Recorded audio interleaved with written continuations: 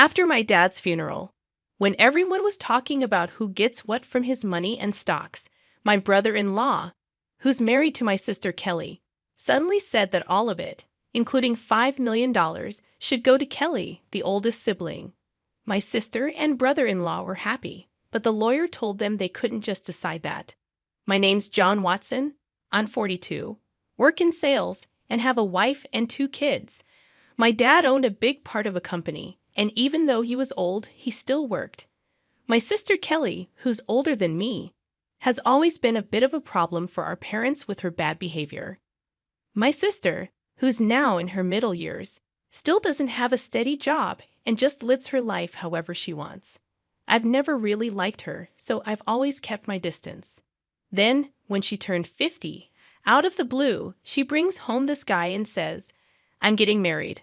The guy, Chris Adams, is younger and good-looking, but he's pretty lazy and not very pleasant. My sister starts asking Dad for money for the wedding like it's no big deal. She blows through the cash real quick and then has the nerve to ask for more, which really upsets Dad.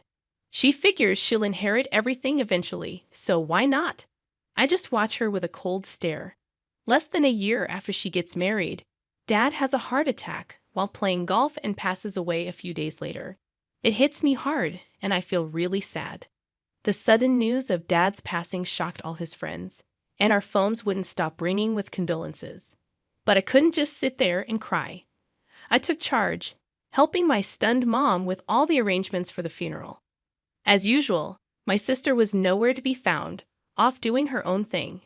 After the funeral, utterly exhausted, Mom and I finally got a chance to catch our breath. But the very next day, a lawyer showed up at our door to talk about Dad's will. Mom and I already knew what was in it, but my sister and her husband barged in, clueless about the whole thing, and dropped a bombshell. All of Dad's stocks and the $5 million inheritance will go to my wife, the oldest daughter. So, hands off. Mom and I were speechless at their audacity. "We did it, Kelly. Now we're set for life," cheered my brother-in-law, fist pumping with joy. The lawyer, clearly surprised, spoke up, "Hold on a minute." As my sister glared, the lawyer gave them a stern look and said, "Kelly, you're not entitled to any inheritance." My sister and her husband were stunned, protesting, "That can't be right. Kelly's the oldest daughter, she should get everything." It was clear my brother-in-law had been banking on that inheritance, assuming my sister would get it all. Their expressions shifted as the lawyer spoke softly. "Did you not know? Kelly is not Mr. Watson's biological child." Suddenly, my sister's face paled, her eyes darting to our mother. "Mom?" Our mother wore a complex expression. While I had always known my sister was a half-sibling, it seemed she had been kept in the dark. She began shaking our mother, almost frantic. "Mom, what does this mean?" "Kelly, you're from my previous marriage," our mother muttered, shaken by my sister's grip. My sister, who had often teased me about being the favorite child, now wore a stunned expression. "But if she was legally adopted, she should still have inheritance rights," my brother-in-law interjected, his voice rising. "Isn't that so, Kelly?" "Yes, that's what I thought," my sister replied, but our mother shook her head. There had been no legal adoption. Both my sister and brother-in-law seemed incredulous. "That can't be. I'm the oldest daughter. Even Dad said so." My sister's anger turned towards me. "I won't let you take everything," she snapped, to which I responded, irritated by her entitlement. "After all the support Dad gave you, you still say that? Be quiet." "I'm his rightful heir." My sister and brother-in-law protested. But what's wrong with a father supporting his daughter? I sighed, feeling the weight of the situation. While it's normal for parents to support their children, my sister had been using my father's money to settle debts and deal with various troubles. Mrs. Watson, John, who had been silent until now, suggested, "Why don't we let Kelly see the will too?" "The will?" "I have no idea about that," my sister panicked, although it was her own fault for not paying attention. Dad wanted us all to discuss the will's contents when he made it. But my sister brushed it off and went out to play instead. When I pointed this out, my brother-in-law gave her a fierce glare. What were you thinking? This was important. Faced with the question of what to do next, they agreed to hear it. The lawyer then revealed Dad's will, stating clearly that the inheritance was for me and my mother. It also explained why Dad didn't adopt my sister. Initially, he intended to, but he grew disappointed with her behavior towards me, her half-brother, and her reckless spending as she got older. So, I actually have no inheritance rights. Realizing this, my sister was stunned. Damn it! What now? Suddenly, my brother-in-law raised his voice, accusing, "You lied to me. You said you had money." His demeanor turned aggressive, leaving my mother and sister shocked. But I wasn't surprised. My brother-in-law had often shown his greed. Perhaps he even married my sister for her money. "Kelly, don't come back until you've got some money," he commanded. "Wait, Chris? What do you mean? I thought I was going to be wealthy. What a letdown." Roughly pushing past my sister, my brother-in-law stormed out of the room. Left behind, my sister glared at us, her face red with anger, and cried out to our flustered mother, "Mom, why didn't you have me adopted? It's not fair that only you get the inheritance. I should have gotten something too. But you didn't handle it right. This is awful, Mom," she sobbed, making a scene.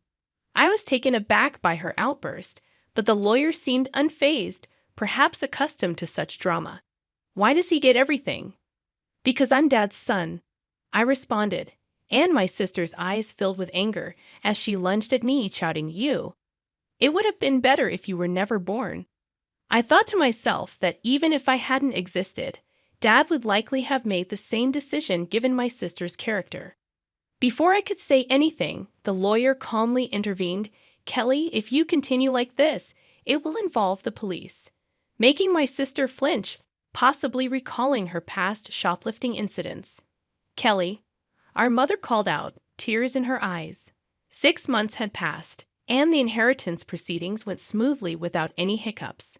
Though my sister and brother-in-law grumbled for a bit, the lawyer's efficient management left them with no room to meddle. My mother gave my sister some money, but I refrained from commenting on it. What bothered me most was their sudden disappearance with the funds, displaying their blatant gold-digging behavior, which left a sour taste in the mouths of our relatives who were aware of the situation.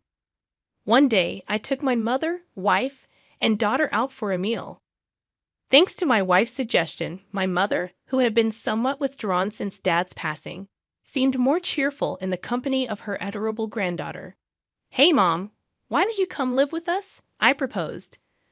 "But you know Kelly might drop by sometimes. She only shows up when she needs money, right?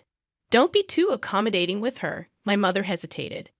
Her reluctance was understandable, given that my sister is her biological daughter. Plus, if our family moved into the family home, my sister might stir up trouble again.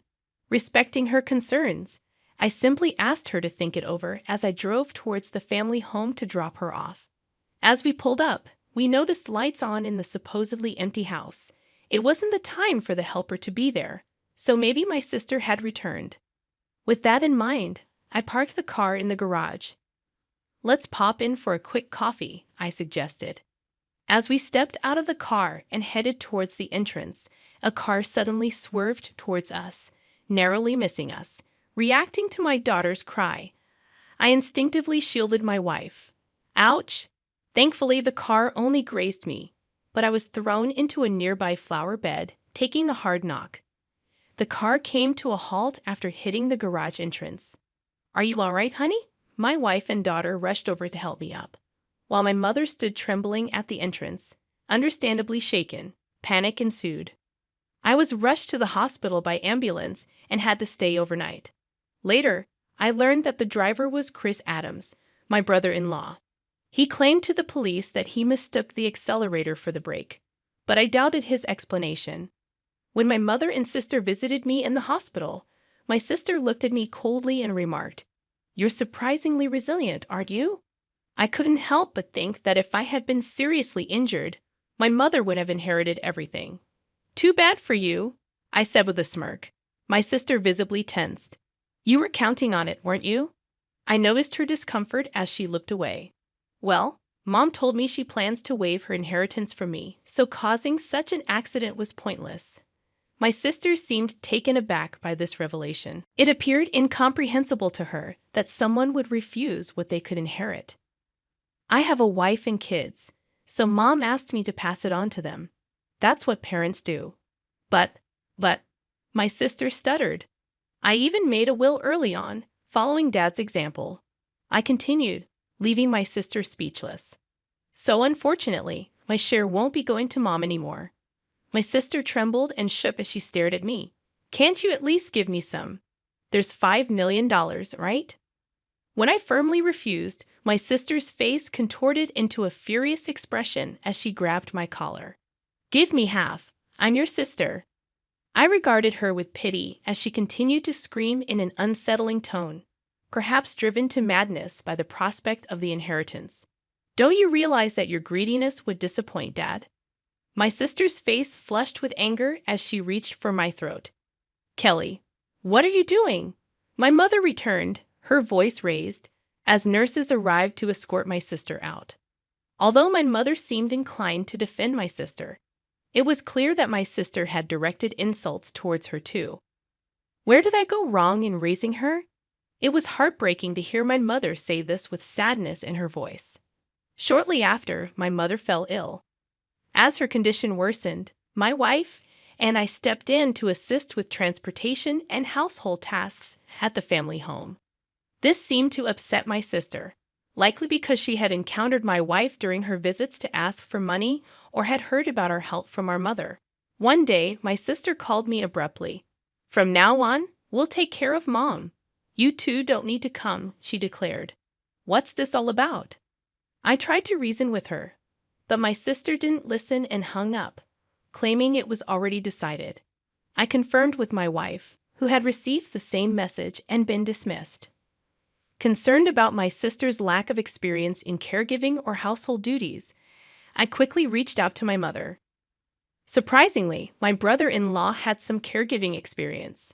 At that point, my mother was still quite independent, so it seemed manageable for the time being. I felt a bit relieved. However, within a month, my mother was rushed to the hospital by ambulance due to a medication dosage error. She appeared alarmingly frail when we arrived. The doctor was puzzled. My mother had never made such a mistake before. While my wife stayed with her, I went back to the family home, which was in disarray. The fridge was empty, despite my mother's love for cooking, and it seemed the hired help had been canceled without discussion.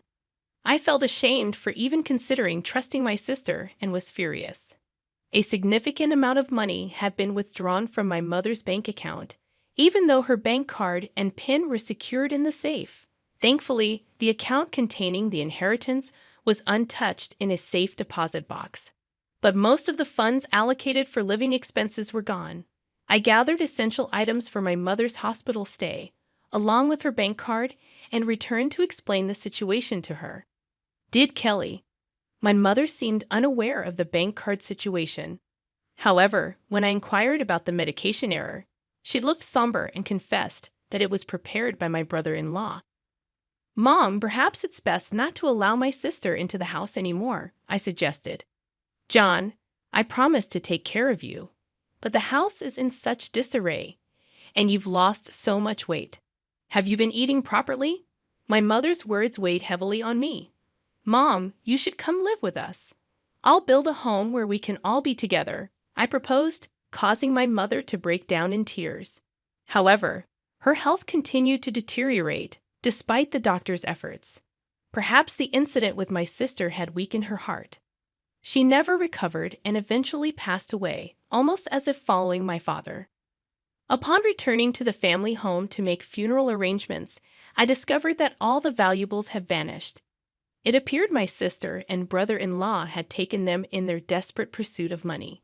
Standing amidst the empty rooms, I was first shocked and then consumed by a fierce anger.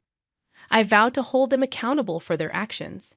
The day after my mother's funeral, my sister and I were scheduled to meet with the lawyer, presumably to discuss the inheritance. Too bad. Mom's inheritance rightfully belongs to me, her daughter, my sister boldly declared. I couldn't help but chuckle at her statement, as it seemed she was gravely mistaken. "Let's see what the will says," I suggested. As the lawyer unveiled the will, my sister's face drained of color. "No, this can't be. Kelly is not entitled to inherit anything. That's Dad's final wish," my brother-in-law exploded. However, the lawyer calmly reiterated the same statement. "This is absurd. Kelly is that old woman's biological child." My brother-in-law erupted, sweeping items off the table in anger. "You can't deceive us. Give us the inheritance now." "Chris, did you try to harm my mom?" I confronted him. He shot me an irritated glare. "What? I never did such a thing," he retorted. "Then why was there a mistake with her medication?" I pressed further. My brother-in-law scowled in annoyance. "Who cares about that, John? It's outrageous that we're not getting any inheritance," my sister interjected, seemingly losing her composure. "What have you done?" I asked her, stunned. It seemed she hadn't rushed over after hearing about our mother's passing, but had been banking on the inheritance to cover her expenses. "Tell me this isn't true. I'm getting nothing," my sister demanded of the lawyer. Well, the lawyer began, carefully explaining the legal distribution of the inheritance. However, after deducting the amount my sister had withdrawn and the items she had sold, there was almost nothing left. She scratched her head in frustration. "This outcome was reached after consulting with the lawyer in advance," I interjected. "That can't be. It can't be this little," my sister muttered to herself, clearly dissatisfied. Having relied on our parents without ever experiencing the hardships of work, she seemed out of touch with reality.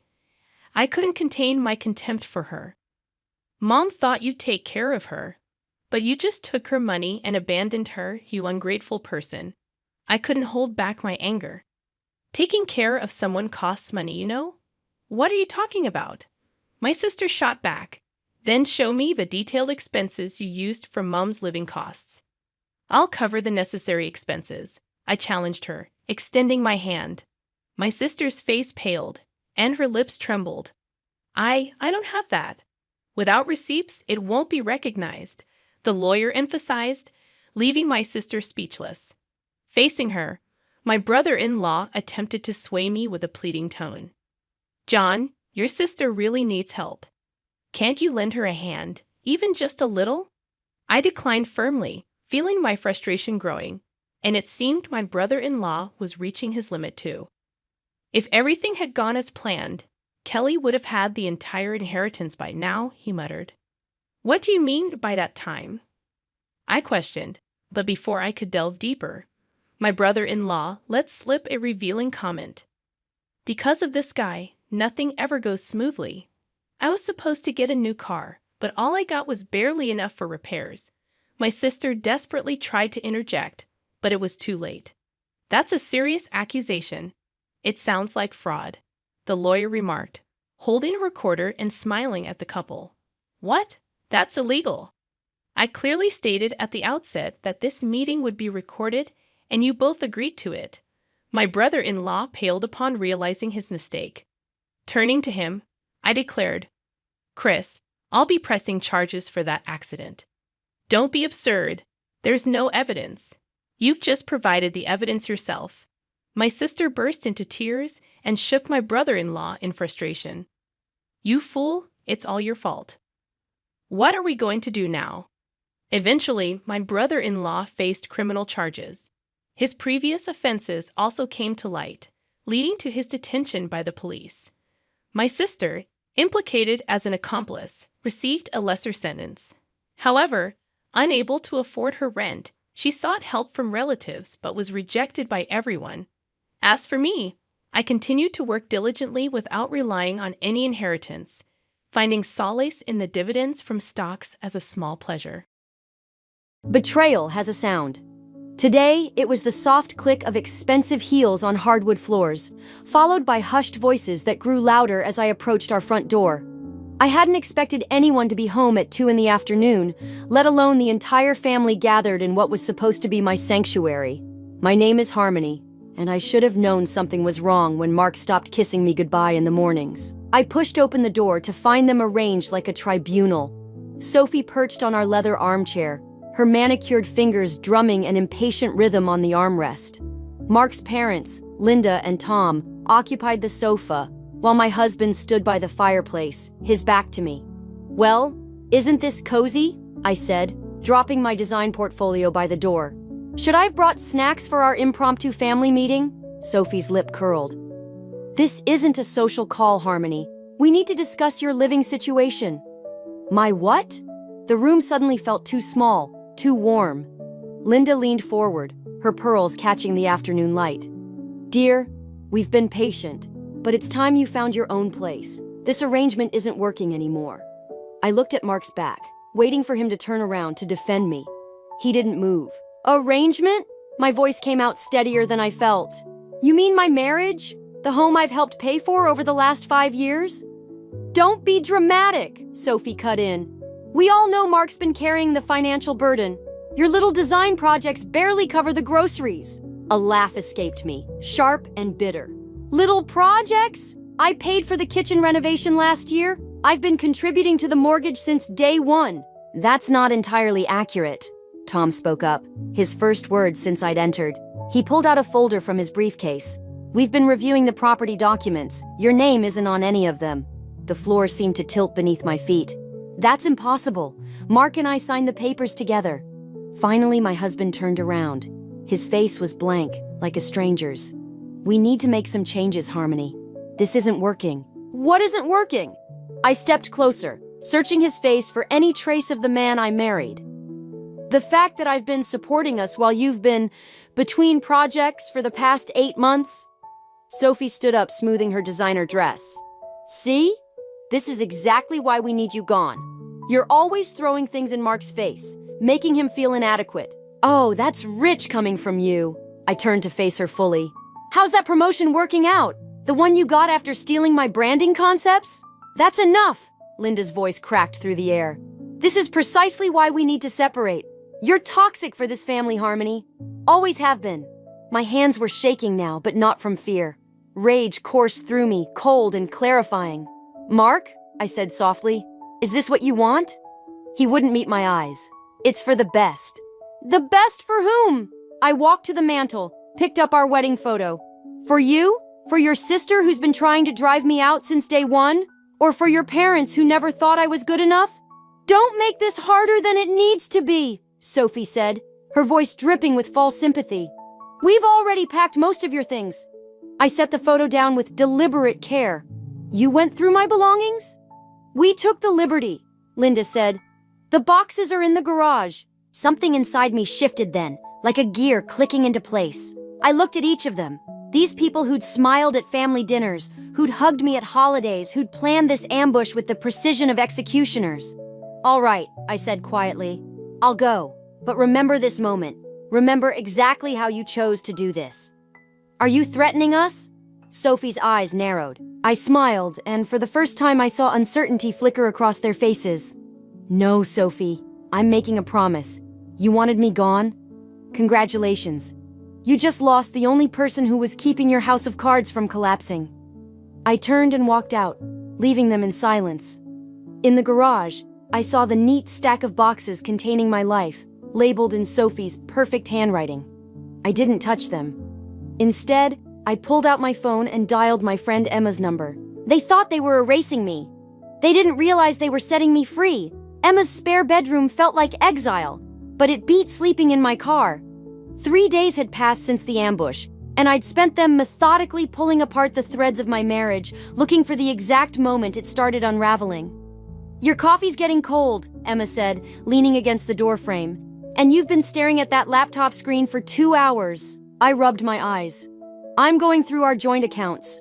Something's not adding up. Besides your husband being a spineless jerk? Besides that." I turned the screen toward her. "Look at these transfers. Every month for the past year, large sums moving to an account I don't recognize." Emma sat beside me, squinting at the numbers. "That's a lot of money, Harmony. Where's it going?" Before I could answer, my phone buzzed. Mark's name flashed on the screen. I let it ring. "You should answer it," Emma said. "He's called 6 times today." I picked up on the 7th ring. "What? Where are you?" His voice was tight, controlled. "We need to talk about the Anderson account." The Anderson account, my biggest client. "Nothing to discuss. They're my clients." "They were your clients through my company's connections.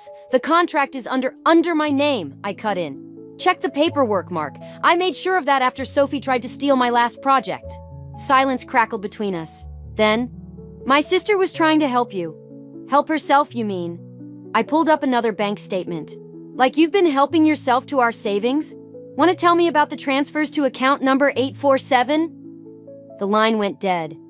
"Coward," I muttered, tossing the phone aside. Emma touched my arm. "What transfers?" "Nearly $200,000 over the past year. I thought we were saving for a down payment on a bigger house." I laughed, but it came out hollow.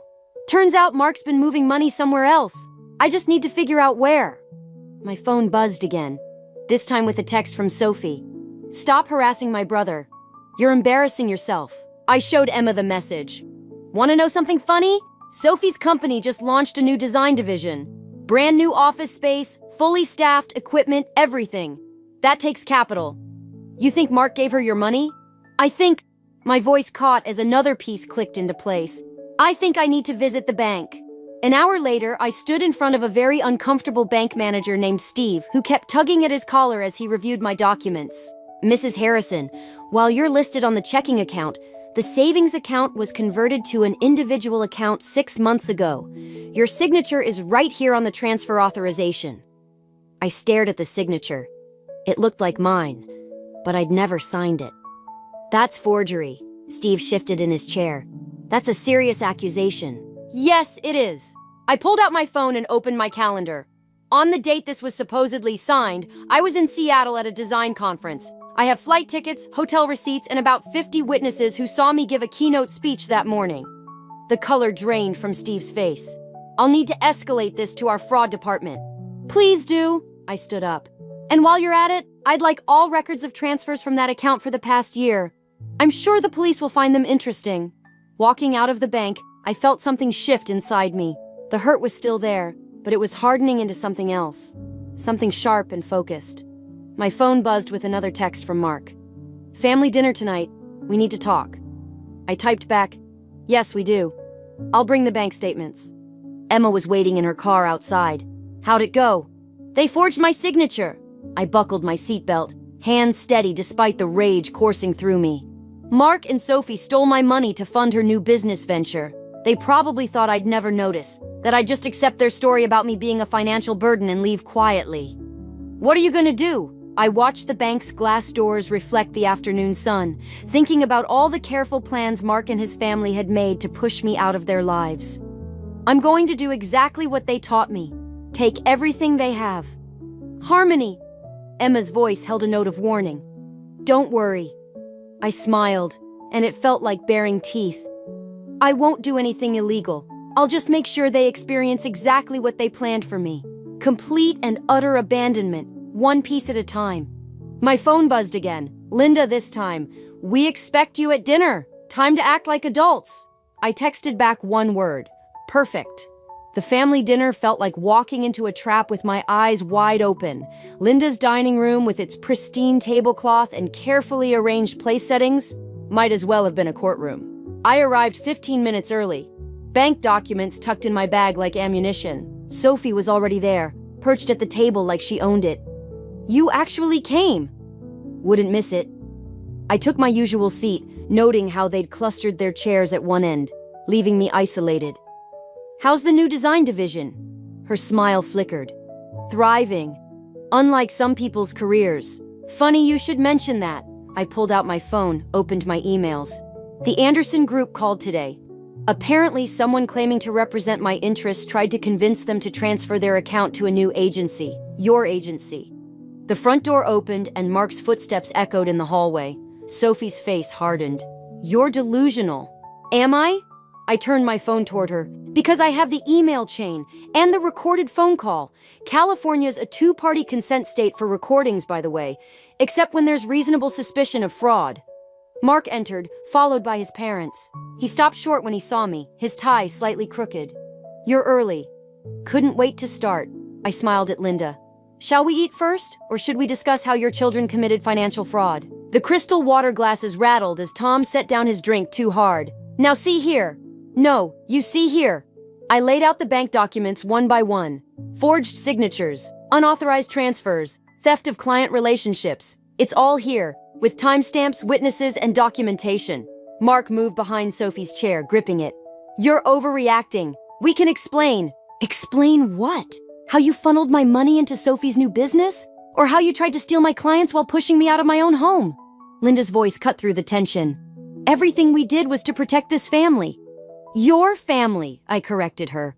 "The same family that watched me pour my inheritance from my dead parents into this house, then forged documents to remove my name from the deed?" Silence fell like a blade. "That's different," Mark said quietly. "The house was always meant to stay in the family." "And I wasn't family enough?" I pulled out one final document. "You know what's interesting?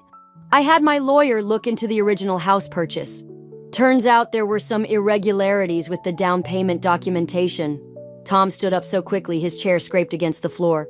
"You had no right." "I had every right. Just like I had every right to forward those findings to the mortgage company's fraud department this afternoon." Sophie's face went white. "You didn't." "I did. They're very interested in how you managed to secure that loan with falsified income statements." I stood up, smoothing my dress. "Oh, and Mark? Your project manager position? I called your office. They said you were laid off 8 months ago. Funny how the transfers to Sophie's account started right after that." Mark lunged forward. "You vindictive—" "Careful." I held up my phone. "Still recording. And assault charges would really complicate things, wouldn't they?" Linda's hands trembled as she reached for her water. "What do you want?" "What do I want?" I laughed, and the sound seemed to shake the crystal chandelier above us. "I want my money back. I want my clients left alone. And I want you all to remember this moment, when your perfect little family scheme fell apart." "We can work something out," Mark said, desperation creeping into his voice. "Just don't submit those fraud reports." "Too late." I picked up my bag. "They're already filed. But hey, maybe you can explain to the investigators how you're the real victims here. You're good at playing that role." Sophie stood up, her chair clattering backward. "You'll regret this." "No, Sophie. I regret believing I could ever be part of this family. But that ends today." I walked to the door, then turned back. "Oh, and Linda, you might want to call your country club. Apparently there's some confusion about who's been paying those membership dues for the past 3 years. Spoiler alert, it wasn't Mark." I left them there, surrounded by their expensive furniture and exposed lies. As I drove away, my phone exploded with messages and calls, but I didn't need to read them. I already knew what came next. They thought they were destroying me. Instead, they'd given me everything I needed to destroy them. The investigator's office smelled like old coffee and resignation. Detective Morris shuffled through my documents, her expression carefully neutral. 3 days had passed since the family dinner, and the weight of what I'd set in motion pressed against my chest like a stone. "Mrs. Harrison, these allegations are serious." She tapped the papers with a chipped nail. "But something's missing here." "Missing?" She slid a document across her desk. "Your husband's signature on the original mortgage. It's not just forged. It's dated 3 months before you two were married." The fluorescent lights suddenly seemed too bright. "That's impossible. We bought the house together, after the wedding. According to county records, the house was purchased solely by Mark Harrison and his sister Sophie." She paused, "Using funds from a trust that technically belonged to their deceased grandmother." The room tilted sideways. "I don't understand. I put my inheritance into that house." "Did you?" Detective Morris opened another file. "Because we can't find any record of that transaction. Your inheritance seems to have gone somewhere else entirely." My phone buzzed. Emma texting to check if I was okay. I ignored it, focusing on breathing. "Where?" "An offshore account, opened in your name, but with withdrawal authorizations for both Mark and Sophie Harrison." She leaned forward. "Mrs. Harrison, I don't think you're the victim here. I think you're being set up as the perpetrator." The pieces clicked together with sickening clarity. My exposure of their fraud wasn't just anticipated, it was orchestrated. "They wanted me to file those reports," I whispered. It appears so. She closed the file. Right now, the evidence suggests you've been moving money offshore while attempting to claim ownership of property that was never yours. My hands wouldn't stop shaking. I can prove... Can you? She looked genuinely sympathetic. Because every document you've provided has been expertly altered to implicate you in a fairly sophisticated financial scheme. My phone buzzed again. This time it was Mark. We need to talk, now. I stood up, gripping the back of my chair. I need a lawyer. That would be wise. Detective Morris handed me her card. And Mrs. Harrison, don't leave town. The parking lot was dark when I emerged. Emma was waiting in her car, but before I could reach her, another vehicle pulled up. Linda's Mercedes. Get in, she said through the rolled-down window. Unless you'd prefer to discuss this with the police? I slid into the back seat. Sophie turned from the passenger side, her smile razor-sharp. Did you really think we wouldn't be prepared? That we'd let you destroy everything we've built? Everything you stole, you mean? My voice sounded distant, hollow. We protected our legacy, Linda said, pulling onto the main road. You were supposed to be grateful for what we gave you, not demand more. Grateful? I laughed, and it came out like breaking glass. For stealing my inheritance? For forging documents? Sophie's smile widened. Prove it. Every signature we used matches yours perfectly. Every transaction has your digital fingerprints. Even your precious clients will testify that you've been acting erratically, making unauthorized decisions. Why? The question burned in my throat. Why go through all this? Linda's eyes met mine in the rearview mirror. Because you were never supposed to stay. Mark needed a wife for appearances, for the trust fund requirements. You served your purpose. My phone buzzed one final time. Emma again. Don't trust them. I have something you need to see. So what now? I asked, watching familiar streets slide by. Now? Sophie turned fully to face me. Now you sign these papers, admitting to everything. You leave town, never contact us again, and we don't press charges. She held out a manila envelope. Through the window behind her, I could see we were heading toward the house. My house. Or what I'd thought was mine. And if I refuse? Then we finish filing the police reports, Linda said calmly. All of them, including the ones about client theft, embezzlement, and fraud. Your choice. I took the envelope, feeling its weight. The weight of their perfect trap, their years of planning. But as we pulled into the driveway, I saw Emma's car parked across the street, and something else caught my eye. A small red light blinking in her dashboard. She was recording everything. Well? Sophie demanded. What's it going to be? I opened the envelope slowly, buying time. They thought they had me cornered, but they'd forgotten something crucial. I had nothing left to lose. Actually, I said, I have a counteroffer. Emma's apartment felt like a war room, scattered with documents and laptop screens showing security footage. The recording from her car played on repeat, Linda's voice crystal clear. Mark needed a wife for appearances, for the trust fund requirements. They didn't just want to frame you, Emma said, pointing to her screen. They needed to marry you specifically. I stared at the document she'd pulled up, my parents' will. How did you get this? I'm a paralegal, remember? I called in some favors. She highlighted a section. Your parents' estate included shares in Harrison Technologies. Small percentage, but significant enough that when combined with Mark's inheritance, they could control the company. The realization hit like a physical blow. That's why they chose me. They needed my shares. And now they need you gone, but not before transferring everything to them. Emma pulled up another document. Look at the date they started planning this. 3 months before you even met Mark. My phone buzzed. Sophie again. Time's running out. Sign or suffer. I turned to Emma. Show me everything. For the next hour, we pieced together their scheme. The fake romance, the rushed marriage, the careful manipulation of documents. They'd been patient, waiting years to spring their trap. There's something else, Emma said quietly. She handed me a flash drive. Security footage from your parents' accident. It wasn't random. My hands went numb. What? The brake lines were tampered with. I can't prove who did it, but 3 days before the accident, guess who was seen near your parents' house? The security footage showed Tom, Mark's father, wearing mechanic's coveralls. My phone rang. Mark this time. I answered on speaker. Have you made your decision? His voice was cold, unfamiliar.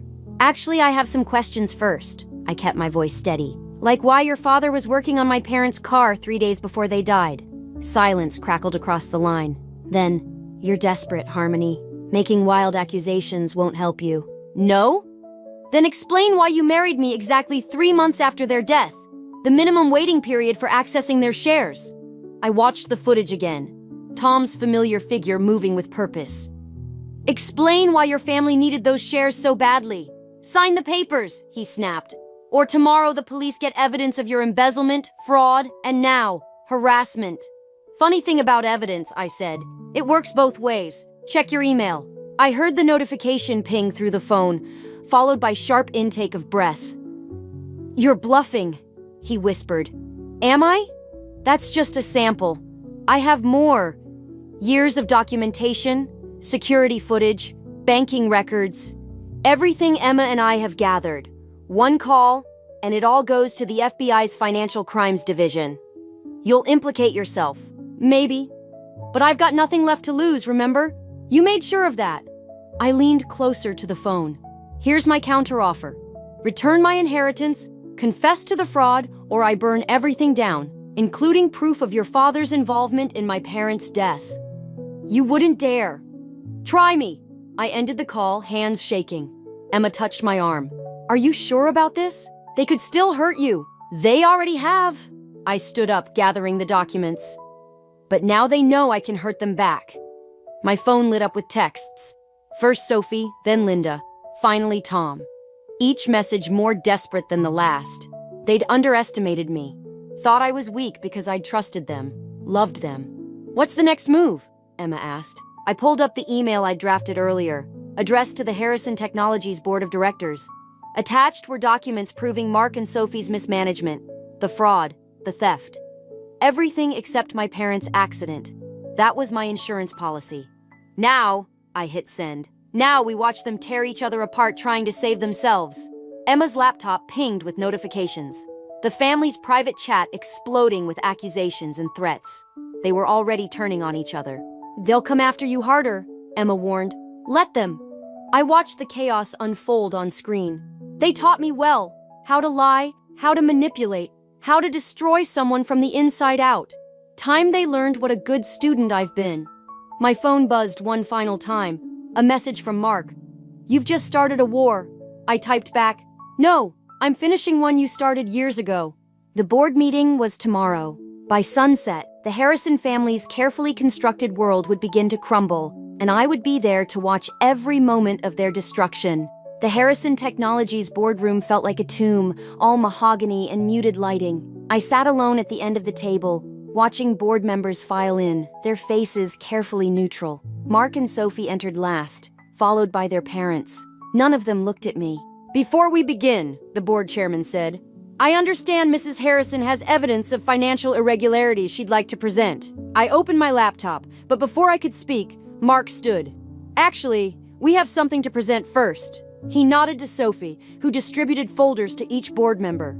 Evidence of extensive fraud and embezzlement perpetrated by my wife. My fingers froze over the keyboard. The documents they were reviewing weren't the ones I'd sent. They were perfect forgeries, showing my signature on transactions I'd never seen. These are fake, I said, but my voice sounded thin even to me. Sophie smiled. The banking records say otherwise, along with witness statements from clients describing your erratic behavior and unauthorized actions. The chairman frowned at the papers. These are very serious allegations, Mrs. Harrison. Check your email, I said. I sent you proof of their fraud last night. We received no such email, another board member said. My stomach dropped. I pulled up my sent folder. Empty. Somehow they'd accessed my account, erased everything. I looked at Emma's seat. Empty. She should have been here with the backup files. My phone buzzed with a text from an unknown number. Emma's been detained. Car trouble. Shame about those backup files in her trunk. Mrs. Harrison! The chairman's voice cut through my panic. Do you have any evidence to support your claims? Linda spoke up, her voice trembling with practiced concern. We tried to help her. After her parents' death, she became unstable, started making accusations, trying to take control of assets that were never hers. That's not... I started, but Tom interrupted. "We have security footage," he said quietly, "of her accessing restricted accounts after hours, transferring funds. We didn't want to believe it, but..." The board members exchanged glances. I watched my carefully constructed plan crumble as they nodded along with the fabricated evidence. "I move to suspend all of Mrs. Harrison's access immediately," Sophie said, "and initiate a full investigation." "Seconded," Mark added, not meeting my eyes. The vote was unanimous. Security guards appeared at my elbows, ready to escort me out. But I had one card left to play. "Ask Tom about my parents' car," I said loudly. "Ask him why he tampered with their brakes 3 days before their accident." The room went silent. Tom's face drained of color. "More baseless accusations," Linda said quickly, but I saw the flash of fear in her eyes. "We have footage," I pressed. "Date stamped, showing me helping your father with routine maintenance," Tom cut in smoothly. "Which he requested, as documented in these emails." He pulled out another perfect forgery, and I realized how thoroughly they'd covered every angle. The chairman cleared his throat. "I think we've heard enough. Mrs. Harrison, please surrender your credentials and leave the premises. The authorities will be notified of our findings." As security led me out, I caught Mark's eye. For a moment, his mask slipped, and I saw something like regret. Then Sophie touched his arm, and he turned away. In the parking lot, my car's tires were slashed. Emma wasn't answering her phone. My bank accounts were frozen. They'd thought of everything, dismantled every piece of evidence, corrupted or threatened every witness. My phone buzzed one final time. "Sophie, you should have taken our first offer. Now you'll lose everything." I sat on the curb, watching the sun set behind the Harrison Technologies building. They'd won. Completely, utterly won. I had no money, no evidence, no allies. Even Emma was gone, probably threatened into silence. A police car rolled slowly through the parking lot, the officer inside watching me. Soon they'd come with questions, with warrants, with handcuffs. The Harrisons would watch from their windows, satisfied that they'd finally destroyed me completely. But as I sat there, something strange happened. The despair didn't crush me. It crystallized. They thought they'd taken everything, but they'd forgotten something crucial. The truth about my parents' death. I might not have proof anymore, but I had certainty. And sometimes, certainty was enough. I stood up, brushing off my clothes. They wanted me desperate, broken, alone. Instead, they'd given me clarity. If I was going down, I'd make sure to drag their darkest secrets into the light with me. My phone buzzed again. An unknown number. "Need a ride?" Maybe I wasn't as alone as they thought. The annual Harrison Family Gala buzzed with nervous energy. Through the glittering crowd, I watched Sophie work the room, her designer dress a perfect match for her practiced smile. Mark stood with the board members, champagne in hand, while Linda and Tom greeted guests near the entrance. Emma's text flashed on my phone. "Files uploaded. Ready when you are." I smoothed my black dress, the one Mark had bought me for our first anniversary, and moved toward the podium. The Harrisons hadn't noticed me yet, too busy basking in their apparent victory. 2 weeks of letting them think they'd won had made them careless. "Ladies and gentlemen," I tapped the microphone, watching their heads snap up in unison. "I'd like to propose a toast." Sophie started forward, but Mark grabbed her arm, his face pale. He knew that tone in my voice. "To family," I continued, raising my glass. "And to secrets, especially the ones we keep in safety deposit boxes." Tom's champagne glass slipped from his fingers, shattering on the marble floor. "Harmony," Linda stepped forward, her smile brittle. "This isn't the time. It's exactly the time." I nodded to Emma at the back of the room. The projector hummed to life, displaying banking records, the real ones, retrieved from Tom's secret vault. Would anyone like to explain why Harrison Technologies funds were used to bribe a mechanic 3 days before my parents' accident? The room went silent. On screen, transaction after transaction scrolled past, proof of their years of manipulation, including Tom's payment to the mechanic who'd later died in his own suspicious accident.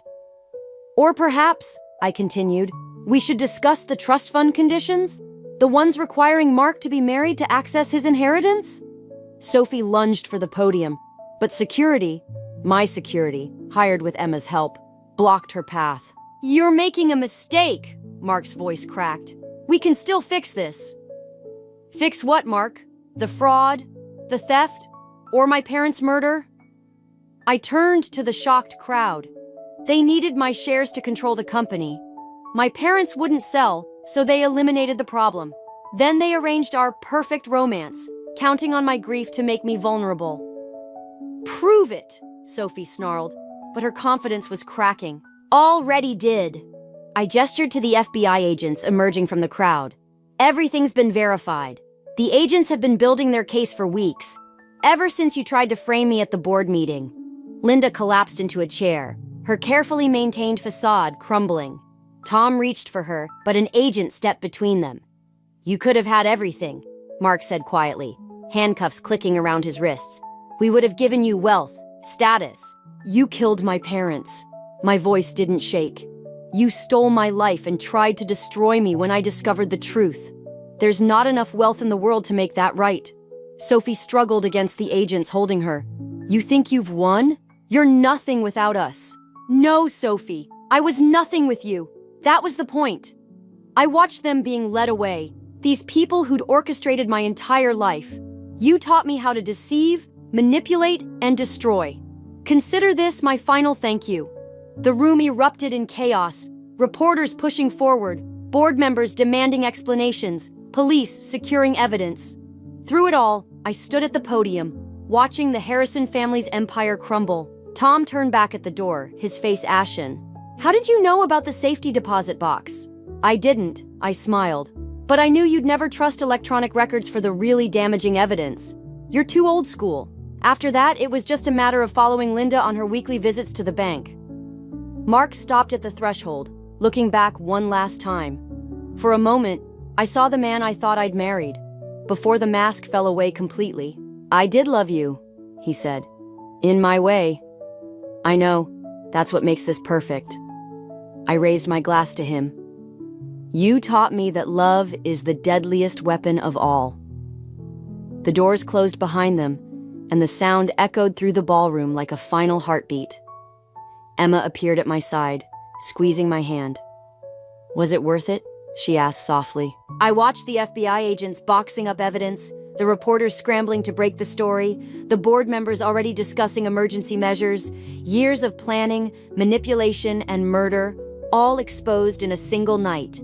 "Ask me tomorrow," I said, setting down my untouched champagne. "When justice finally feels like enough." The Harrison house stood empty now, a hollow monument to carefully crafted lies.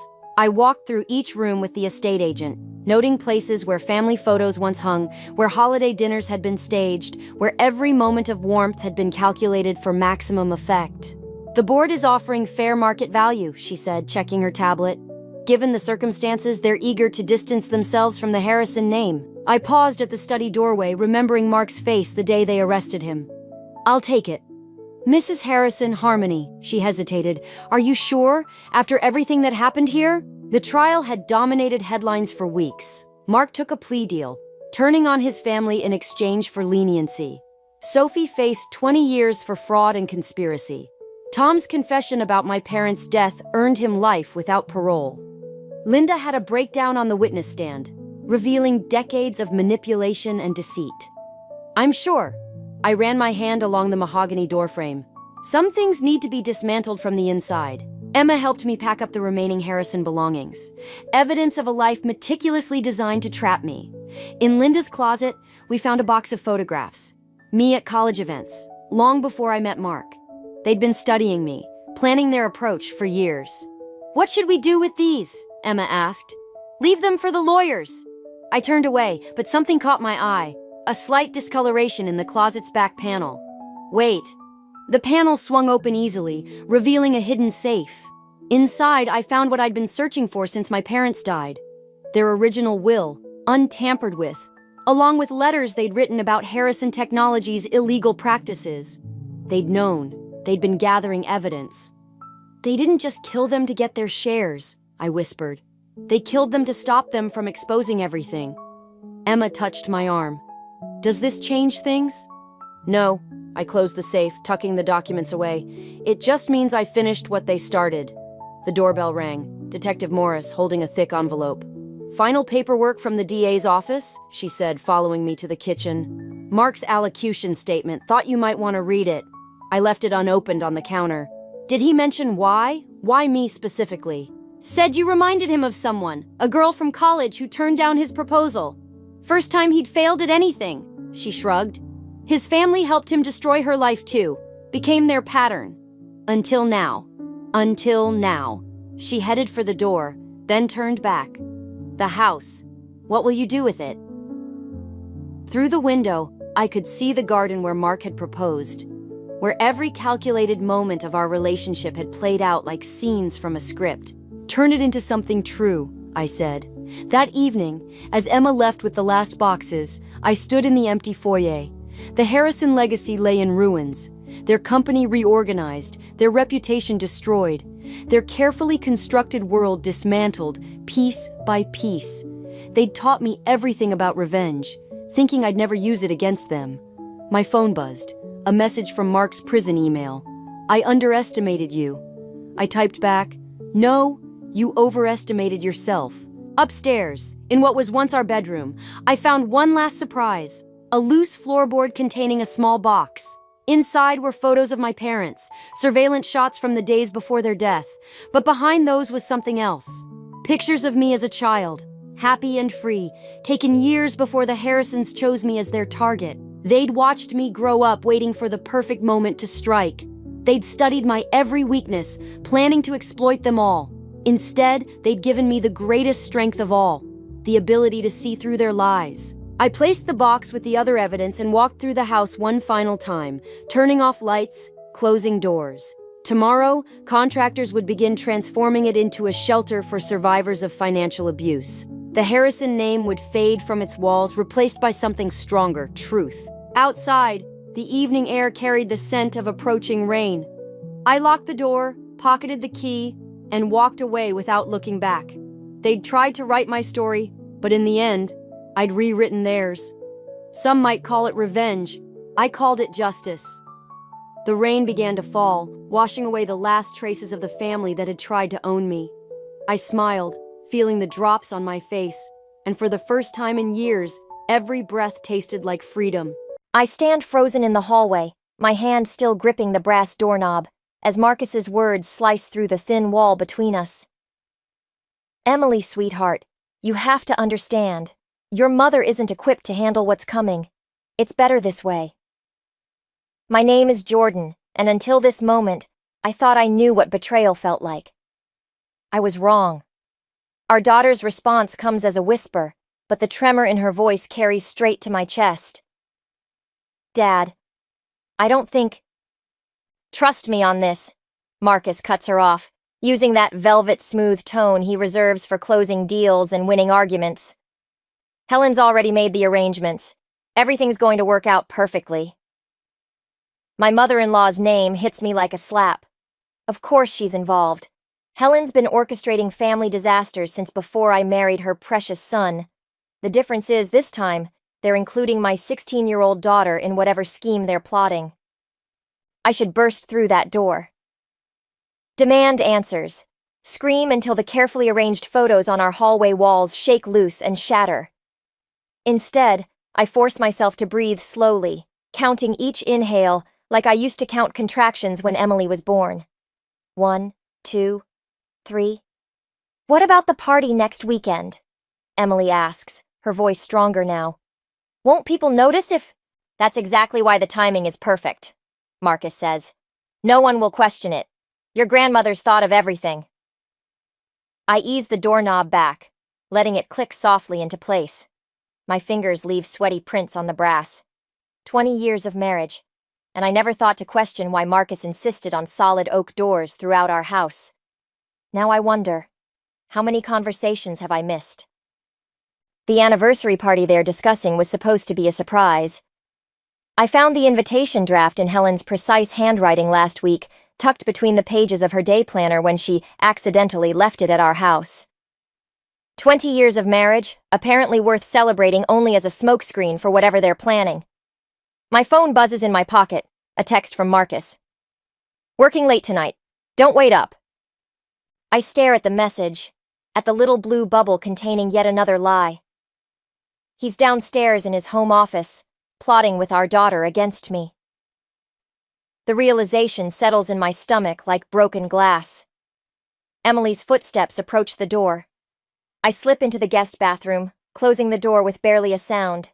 She passes by, humming that same nervous tune she used to sing before math tests. When I'm sure she's gone, I lean against the marble counter and study my reflection. The woman staring back looks exactly the same as she did this morning. Same shoulder-length brown hair, same green eyes, same tiny wrinkle between her brows.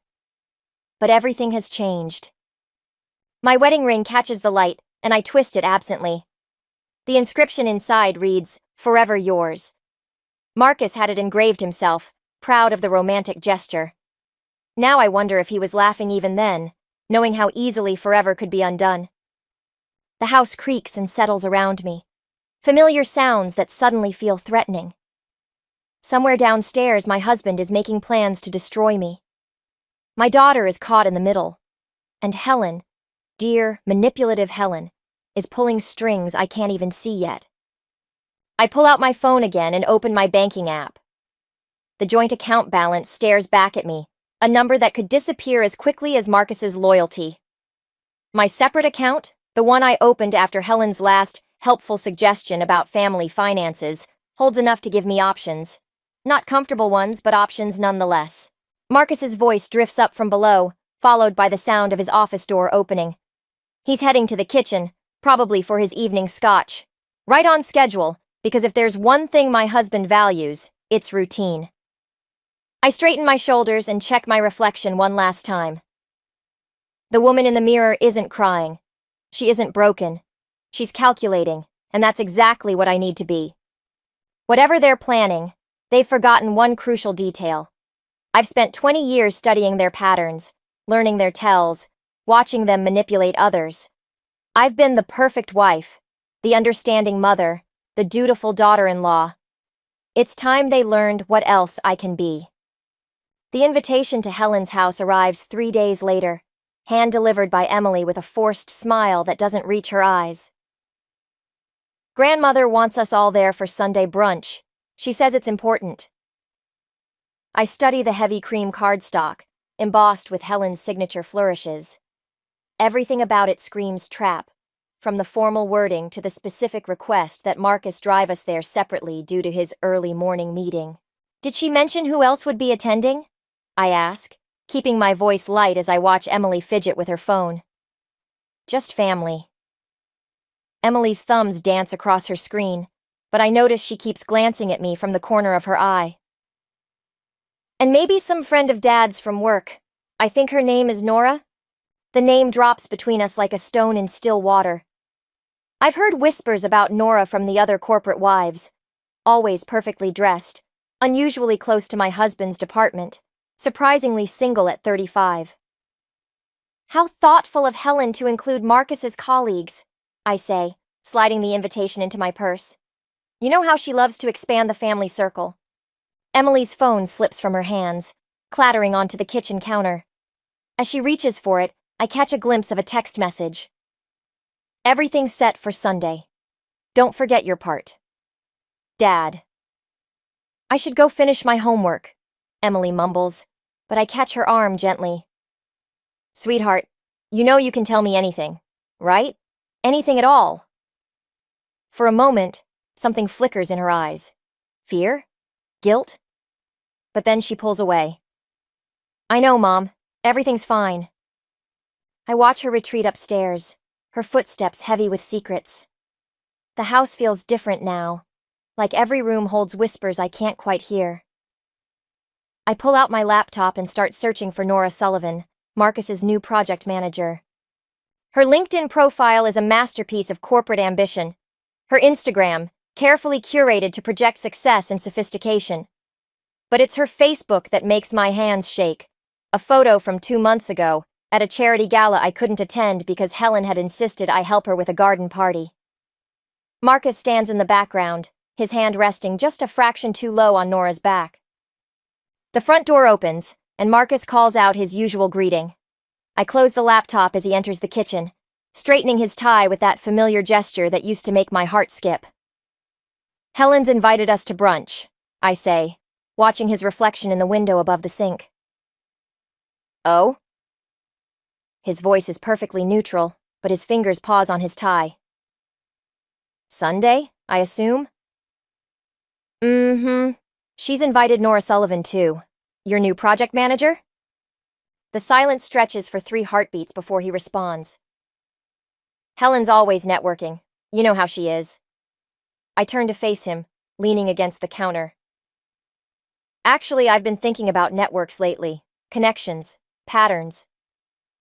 I gesture to the wine rack where an unopened bottle of his favorite scotch sits. Would you like a drink while we discuss it? Marcus's smile doesn't waver, but something shifts in his eyes. Rain check? I have calls to make before dinner. He retreats to his office, leaving me alone with the evening shadows stretching across our kitchen floor. I pull out my phone and send a text to my old college roommate, now a private investigator. Remember when you said you owed me a favor? Upstairs, I hear Emily's door open and close, followed by the murmur of her voice, probably updating Helen or Marcus about our conversation. My daughter, the reluctant spy in her own home. I pour myself a glass of wine and start making dinner, playing the role of oblivious wife one last time. Sunday is 4 days away. By then, I'll know exactly what they're planning. And more importantly, I'll be ready with plans of my own. The chicken sizzles in the pan as I add herbs and spices with precise measurements. Helen taught me this recipe years ago, along with an unintended lesson. The perfect blend of ingredients can mask almost any bitter taste. I wonder if she remembers that conversation as she orchestrates her latest family recipe for disaster. I smile, adding just a touch more pepper to the sauce. Let them think they're the only ones who know how to prepare a Sunday surprise. Sunday arrives with the weight of an executioner's axe. I park my car at the end of Helen's circular driveway, noting Marcus's BMW already present, along with an unfamiliar silver Audi. Nora's, no doubt. The front door opens before I reach it. Helen stands there in pearls and perfect posture, her smile sharp as broken glass. Darling, you're late. Traffic, I lie, watching her eyes narrow at my casual outfit, jeans and a sweater instead of her expected Sunday best. Emily arrived with Marcus? Hours ago. We've been having such a lovely chat about her future. I follow Helen through her mansion, past photographs chronicling Marcus's life. My presence in these frames diminishes over the years until I disappear entirely in the newest editions. The message couldn't be clearer if she'd painted it on the walls. Voices drift from her sunroom. Marcus's low laugh, Emily's forced giggle, and a woman's musical response that makes my skin crawl. I pause at the doorway, taking in the scene. Marcus and Nora seated close together on the antique love seat, Emily perched uncomfortably on an ottoman, all 3 bent over what appears to be legal documents. Mom! Emily jumps up, knocking over her orange juice. The liquid spreads across what I recognize as power of attorney papers. Oh dear! Helen tuts, but I catch the flash of satisfaction in her eyes. Emily, help me fetch some towels. I've got it, I say, moving toward the spill, but Marcus intervenes. Emily, go with your grandmother. His tone brooks no argument. Our daughter hesitates, then follows Helen from the room, leaving me with my husband and his mistress. Nora rises gracefully, extending her hand. We finally meet. I've heard so much about you. I ignore her hand, focusing instead on the papers Marcus is hastily gathering. Power of attorney? That's an interesting choice for Sunday brunch reading. It's not what you think, Marcus starts, but I cut him off. Really? Because I think you're planning to have me declared mentally unfit. I think Helen's been documenting my erratic behavior for months, and I think... I pull out my phone, displaying the email I received last night from my PI friend. That Nora here has experience with this exact scenario at her last 2 companies. The color drains from Nora's face. Marcus stands, moving between us. Jordan, you're proving our point. These paranoid accusations... Save it. I toss a USB drive onto the coffee table. That contains everything. the offshore account you opened last month, the apartment lease in Nora's name, even Helen's carefully crafted diary of my supposed instability. Did you really think I wouldn't investigate once I overheard you and Emily? You've been spying on us? Marcus's voice rises, but I hear the tremor of fear beneath his anger. I learned from the best. I turn to Nora. Did he tell you about his first wife? The one before me? Helen helped him destroy her too. It's their favorite mother-son bonding activity. Nora's perfectly manicured hands clutch her purse tighter. Marcus said he'd never been married before you. Check the drive. There's a marriage certificate from 1999. Helen probably burned all the photos, but paperwork leaves traces. Footsteps approach, Helen and Emily returning. I grab the USB drive before Marcus can reach it. One copy of many. Touch me, try to discredit me, or come near Emily, and everything goes public. Your choice. Helen enters, arms full of towels, but stops short at the tension in the room. Is everything all right? Perfect, I say, watching Marcus's jaw clench. Emily, grab your things, we're leaving. She's not going anywhere, Helen snaps, but Emily's already moving toward me. Actually, grandmother, I am. Emily pulls out her phone, displaying the screen. I've been recording everything. Every meeting, every plan, every time you and Dad talked about framing Mom.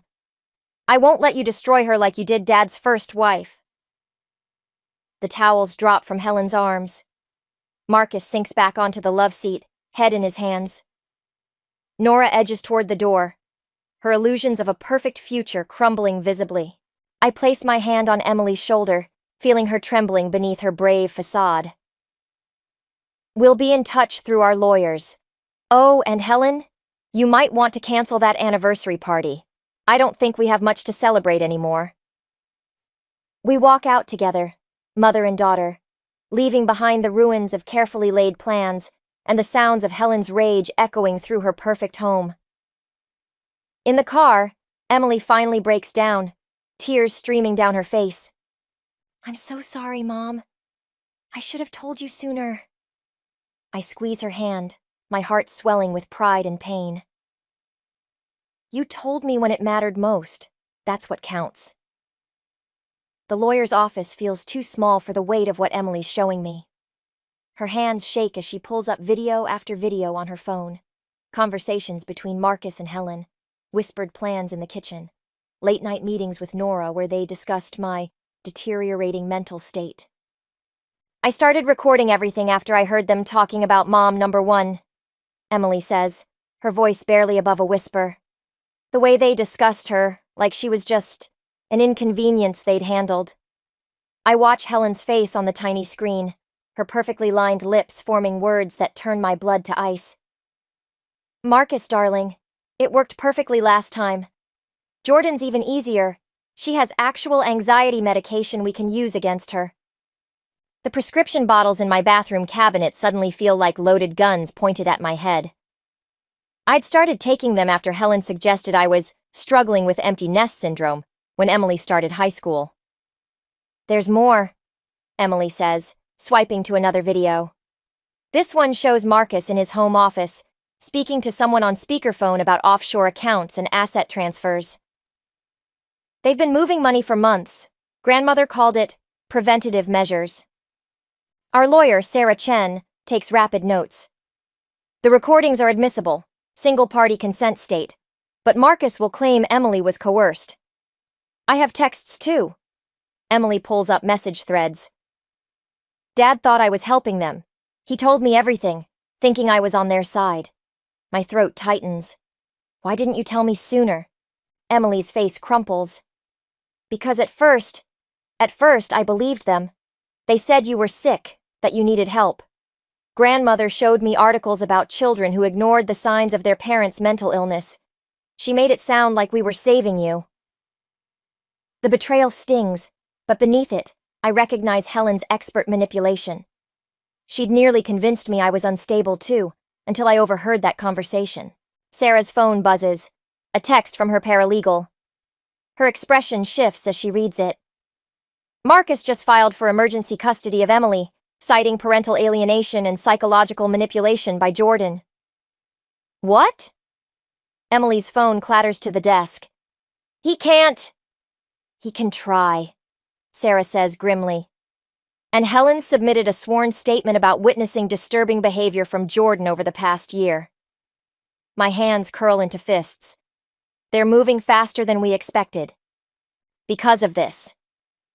Sarah turns her laptop toward us, displaying a news article. The headline makes my stomach lurch. Tech CEO's wife found dead after mental health struggle. 20 years later, questions remain. Mom number 1, Emily whispers. Catherine Mills, I read. Cause of death. Apparent suicide during a mental health crisis. No investigation. The article is dated yesterday. Helen's warning shot, Sarah says. She's reminding you what happened to the last wife who caused problems. Emily grabs my arm. Mom, I have one more recording, from last week. I didn't want to show you because... She pulls up the video with trembling fingers. Marcus and Helen appear, but it's Nora's voice that cuts through the room. Catherine didn't kill herself. We all know that. And if Jordan pushes too hard... The video ends with Helen's cold laugh. Sarah's already reaching for her phone. I'm calling in some favors at the DA's office.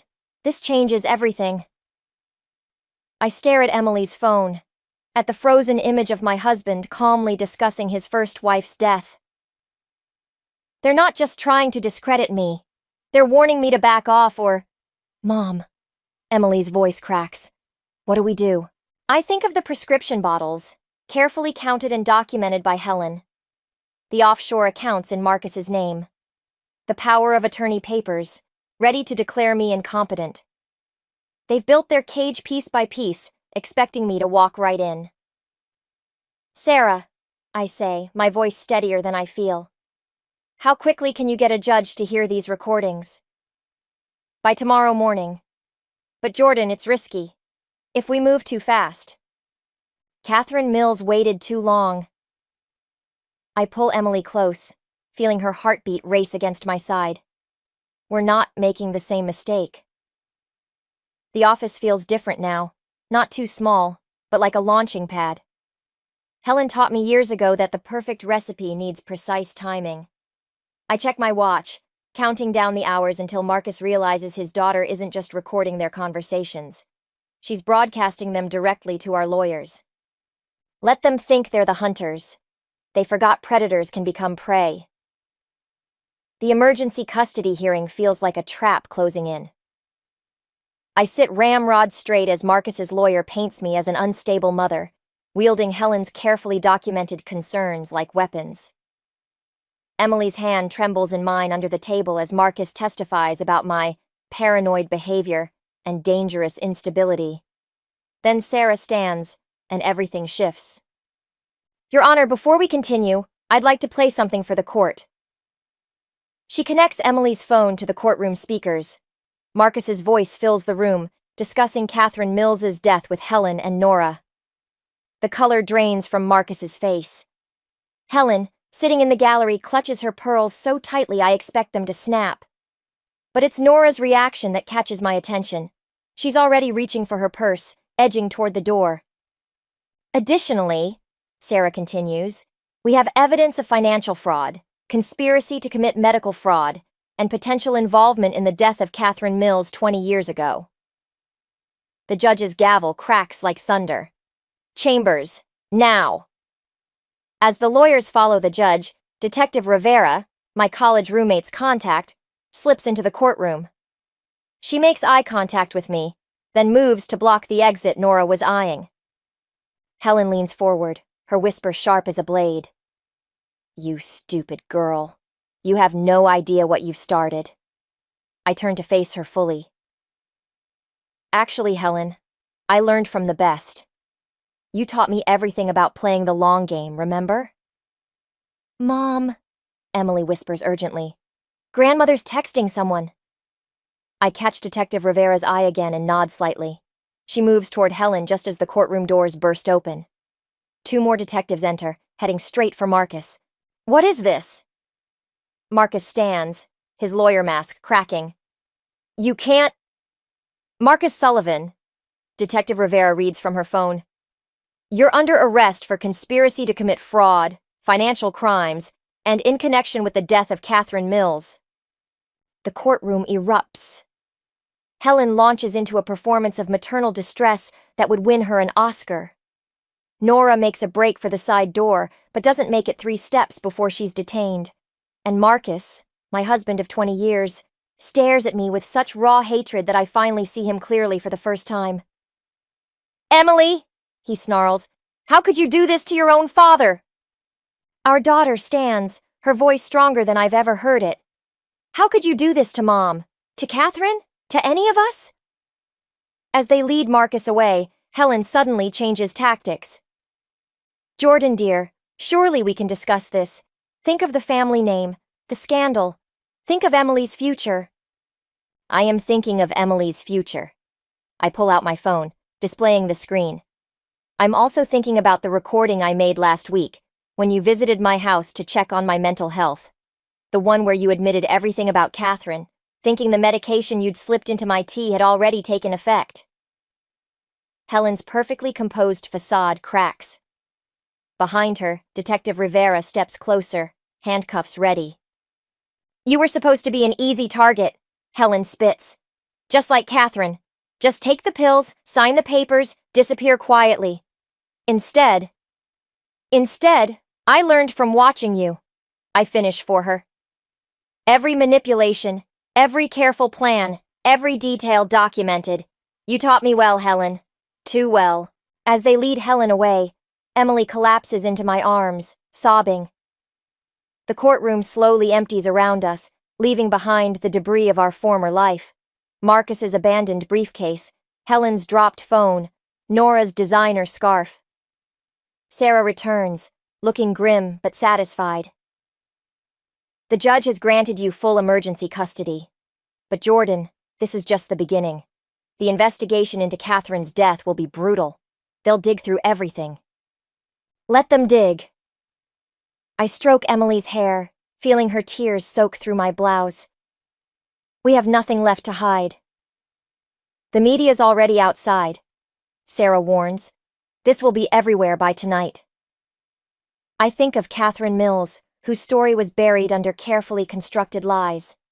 Of the life Marcus and Helen tried to steal from me. Of Emily, who was brave enough to expose it all. Good, I say, helping Emily to her feet. Let's give them something worth reporting.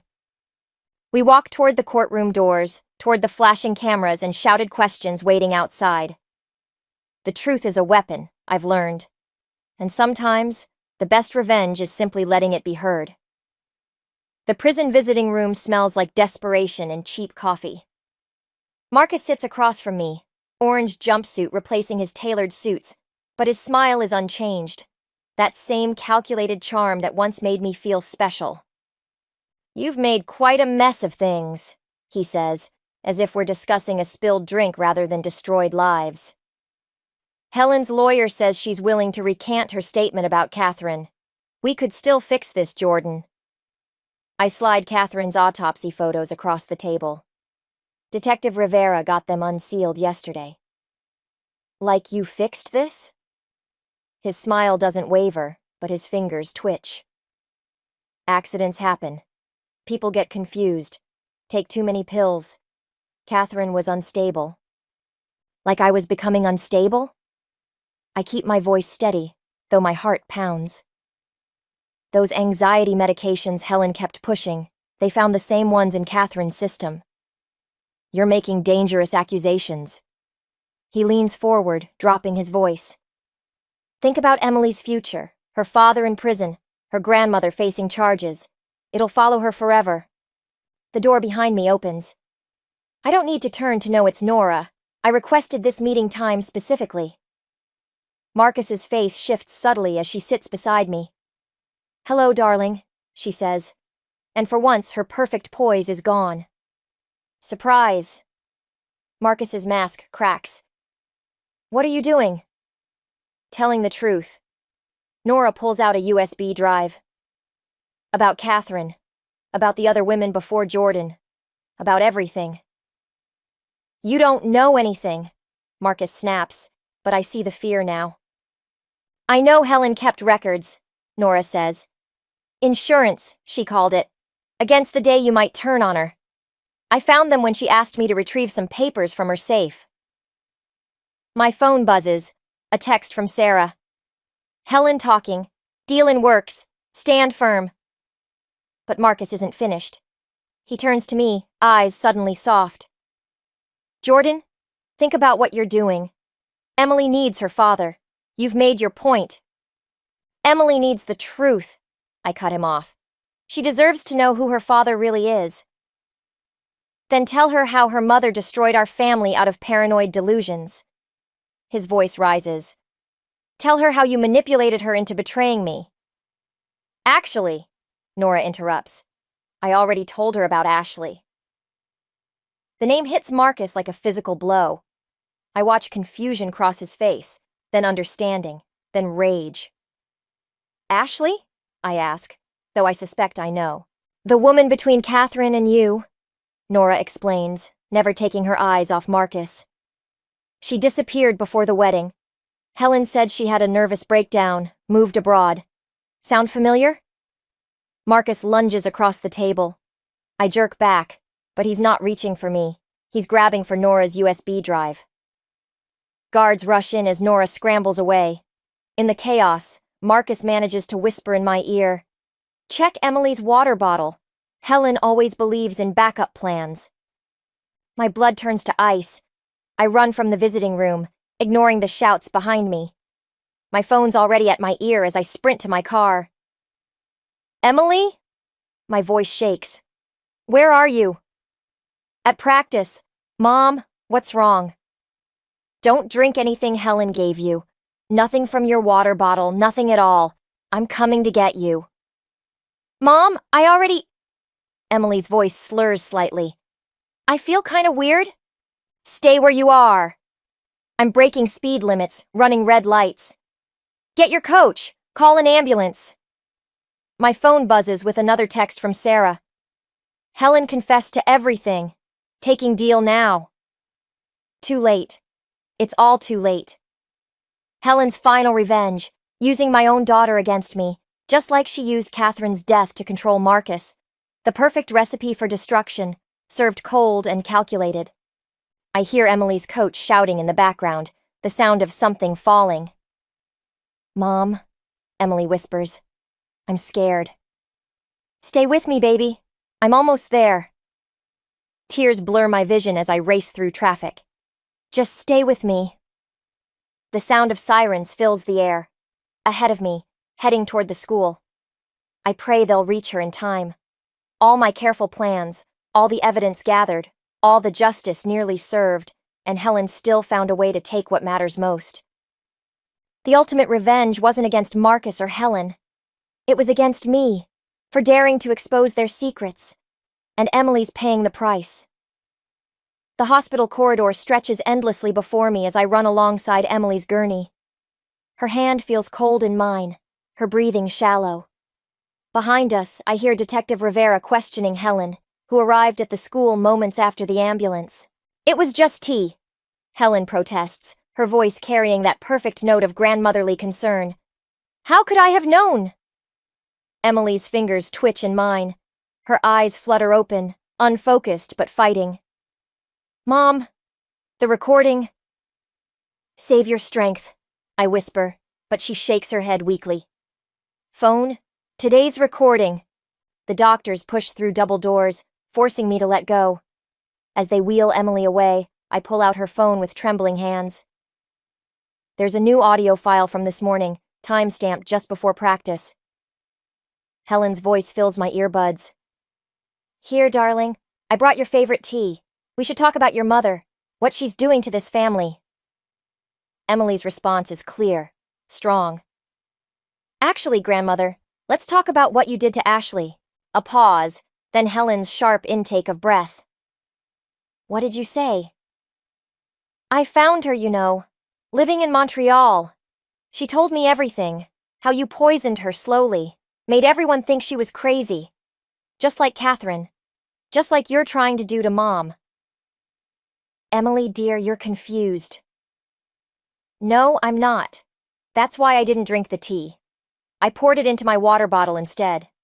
The one I gave to the police 10 minutes ago. The recording ends. I look up to find Detective Rivera watching me, her expression grim. Helen didn't know, she says quietly. Emily outsmarted her, but Helen had already poisoned the water bottle earlier. My legs give out, and I slide down the wall. She was always one step ahead. Not anymore. Rivera holds up her phone. Emily sent copies of everything to my office this morning, including chemical analysis of all her previous tea parties with Helen. She's been collecting evidence for months. The emergency room doors burst open. Marcus appears, somehow out on bail, with Nora close behind clutching a familiar-looking journal. Where is she? Marcus demands. What has my mother done? The same thing she did to Catherine, Nora says, holding up the journal. Helen's private records, every poison, every plan, every victim, including the ones we didn't know about. Helen's voice cuts through the chaos. You ungrateful children. Everything I did was for this family.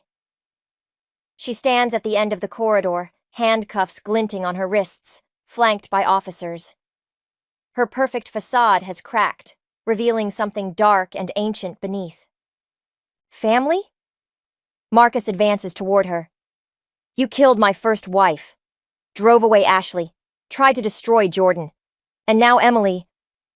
I made you strong. Helen's voice rises. Each time you chose weakness, I saved you. Catherine was beneath you. Ashley would have ruined everything. And Jordan was the only one who saw through you. Emily's voice comes weakly from behind us. She stands in the doorway, supported by a nurse, pale but alive. The doctors had caught the poison in time, thanks to her preparation, thanks to her courage to face Helen alone. You taught me about family loyalty, grandmother, Emily continues. About protecting what matters. So that's what I did. I protected my real family, my mom. Helen lunges forward, but the officers hold her back. Her carefully constructed world crumbles visibly, years of manipulation and control dissolving in the harsh hospital lights. Take her, Detective Rivera orders.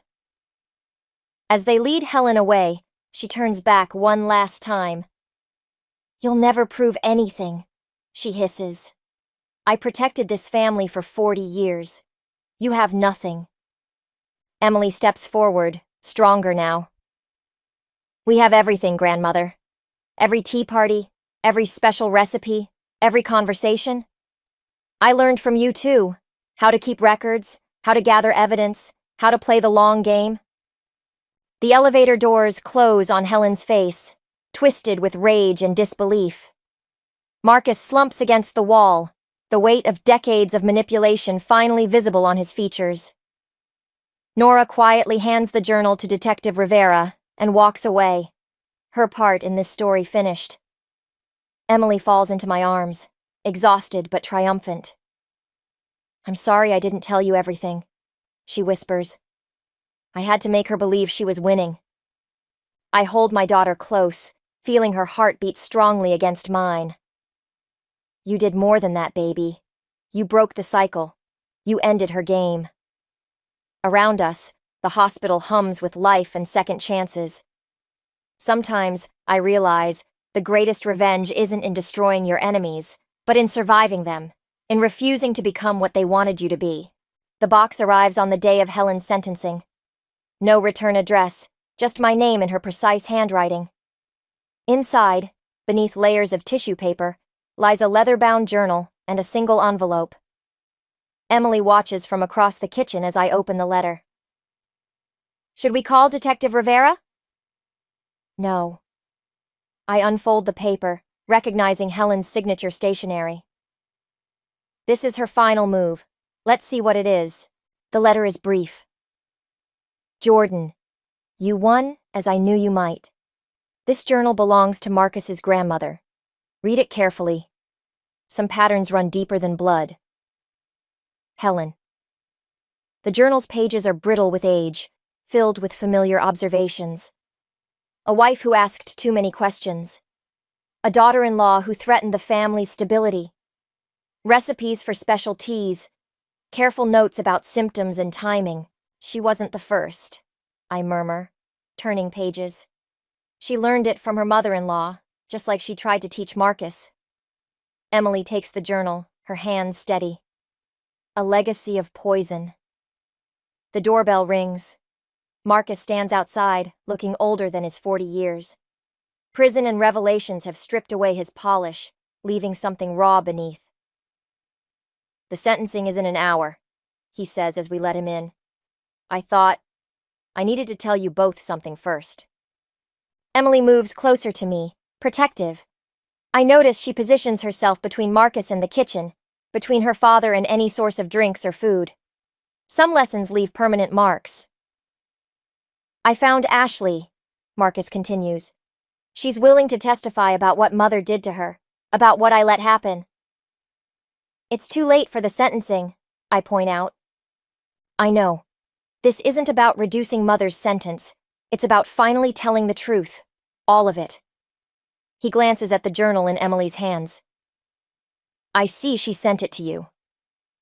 Did you know? About your grandmother? I suspected. Mother used to talk about her with such admiration. He runs a hand through his graying hair. I thought it was just stories. Until Catherine. Until I saw how easy it was to look away, to accept the explanations, to become part of the pattern. Emily places the journal on the table between us, a family history written in careful doses and calculated silences. Why tell us now? Because you broke the pattern. Marcus looks at our daughter with something like awe. You saw the truth and chose differently. Better than I ever did. My phone buzzes. Sarah reminding us about the sentencing. As we gather our things, Marcus touches the journal one last time. What will you do with it? I think of Catherine, of Ashley, of all the women in that ancient journal. Detective Rivera should have it. Let their stories be heard. At the courthouse, Helen stands straight-backed and proud as the judge delivers her sentence. Life without parole, not just for Catherine's death, but for decades of calculated destruction. She doesn't look at us once. The media swarms outside, hungry for headlines about the socialite turned serial poisoner. Emily handles them with surprising grace, speaking about breaking cycles of abuse and the courage to face uncomfortable truths. Later, at home, Emily finds me studying the journal one last time before turning it over to Rivera.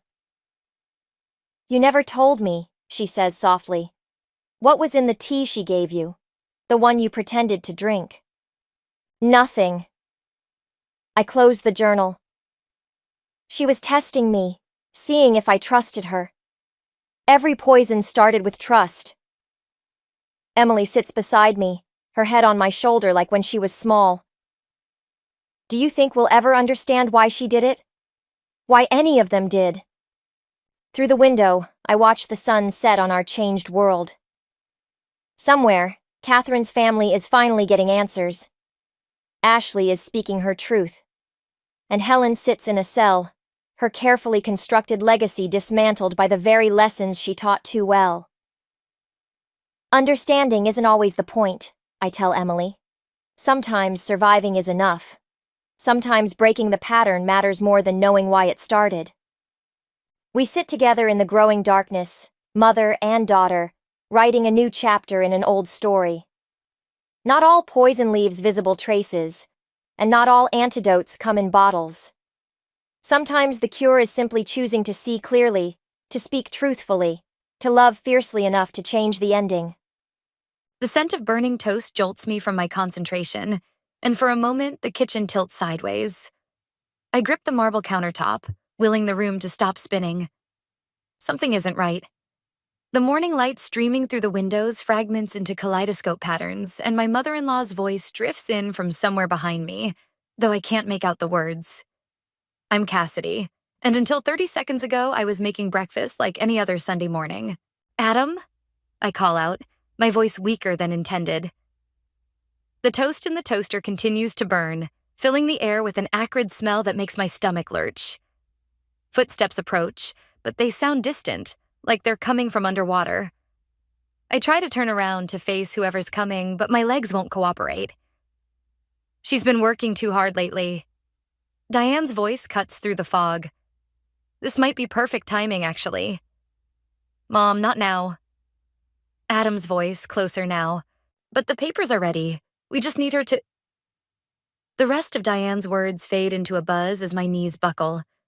The floor rushes up to meet me, but strong arms catch me before impact. Adam's cologne fills my nostrils. The same scent I used to find comforting, now somehow cloying and suffocating. Cassidy, baby, can you hear me? Adam's face swims in and out of focus above me. Behind him, Diane hovers like a dark cloud, her perfectly manicured hand pressed against her chest in what looks like concern. But something in her eyes doesn't match the gesture. I'll call an ambulance, she says, but makes no move toward her phone. No, Adam replies sharply. I'll take her myself. My head lolls against his chest as he lifts me. Through the haze, I catch fragments of their continued conversation. Perfect opportunity to... While she's vulnerable, the inheritance, before she realizes. Their words float around me like poisoned butterflies, each one carrying a sting of betrayal. I want to scream, to demand answers, but my tongue feels too thick in my mouth. The world continues to spin, and darkness creeps in at the edges of my vision. Stay with me, Cass, Adam murmurs, but there's something off in his tone. Something calculated that I've never noticed before. Or maybe I've just never wanted to notice it. As consciousness slips away, I catch one final exchange. Make sure you get her to sign those papers at the hospital, Diane says. We can't afford to wait much longer. Jesus, Mom, she's barely conscious. That's exactly why it's perfect. She won't question anything. The last thing I feel before blackness claims me is Adam's grip tightening around my body. Not in protection, but in possession. And in that moment, despite the fog in my brain, one thing becomes crystal clear. The two people I should trust most in this world are plotting something. Something that involves me, my signature, and what sounds suspiciously like my inheritance from my grandmother. The darkness takes me then, but not before a small, hard kernel of anger takes root in my chest. They think they can take advantage of my vulnerability? They think I'm just going to lie here and let them steal what's rightfully mine? They have no idea what they've just started. When I wake up, if I wake up, there will be hell to pay. And I'll make sure they both get exactly what they deserve. The last coherent thought I have is that burning toast might not be the only thing going up in flames today. 3 days after my collapse, I stand in what used to be my home office, staring at boxes of Diane's belongings scattered across the hardwood floor. My art supplies have been shoved into a corner, my drafting table pushed against the wall to make room for her antique vanity. It's just temporary, darling. Diane's voice floats in from behind me, syrupy sweet. The landlord gave me no choice with that sudden eviction notice. I turn to face her, careful to keep my expression neutral. Funny how you never mentioned having problems with your apartment before? She waves a manicured hand dismissively. These things happen so suddenly. Adam agrees it's best if I stay here while I sort things out. Of course he does. I bite back the words, trying to escape my throat. The hospital diagnosed my collapse as stress-related, but they found nothing in my system. Nothing except the lingering memory of that conversation I wasn't supposed to hear. I've taken the liberty of reorganizing a few things, Diane continues, running her finger along my desk. This room was so cluttered before. The word cluttered drops between us like a stone. My fingers curl into fists at my sides, but I force them to relax. I need to speak with Adam. Oh, he's working late again. Such a dedicated boy. She picks up one of my sketches, examining it with thinly veiled distaste. You know, dear, maybe this is a sign you should focus more on your actual job instead of these little drawings. The front door opens before I can respond. Adam's footsteps echo through the house, and Diane's face lights up like a Christmas tree. "In here, sweetheart," she calls out.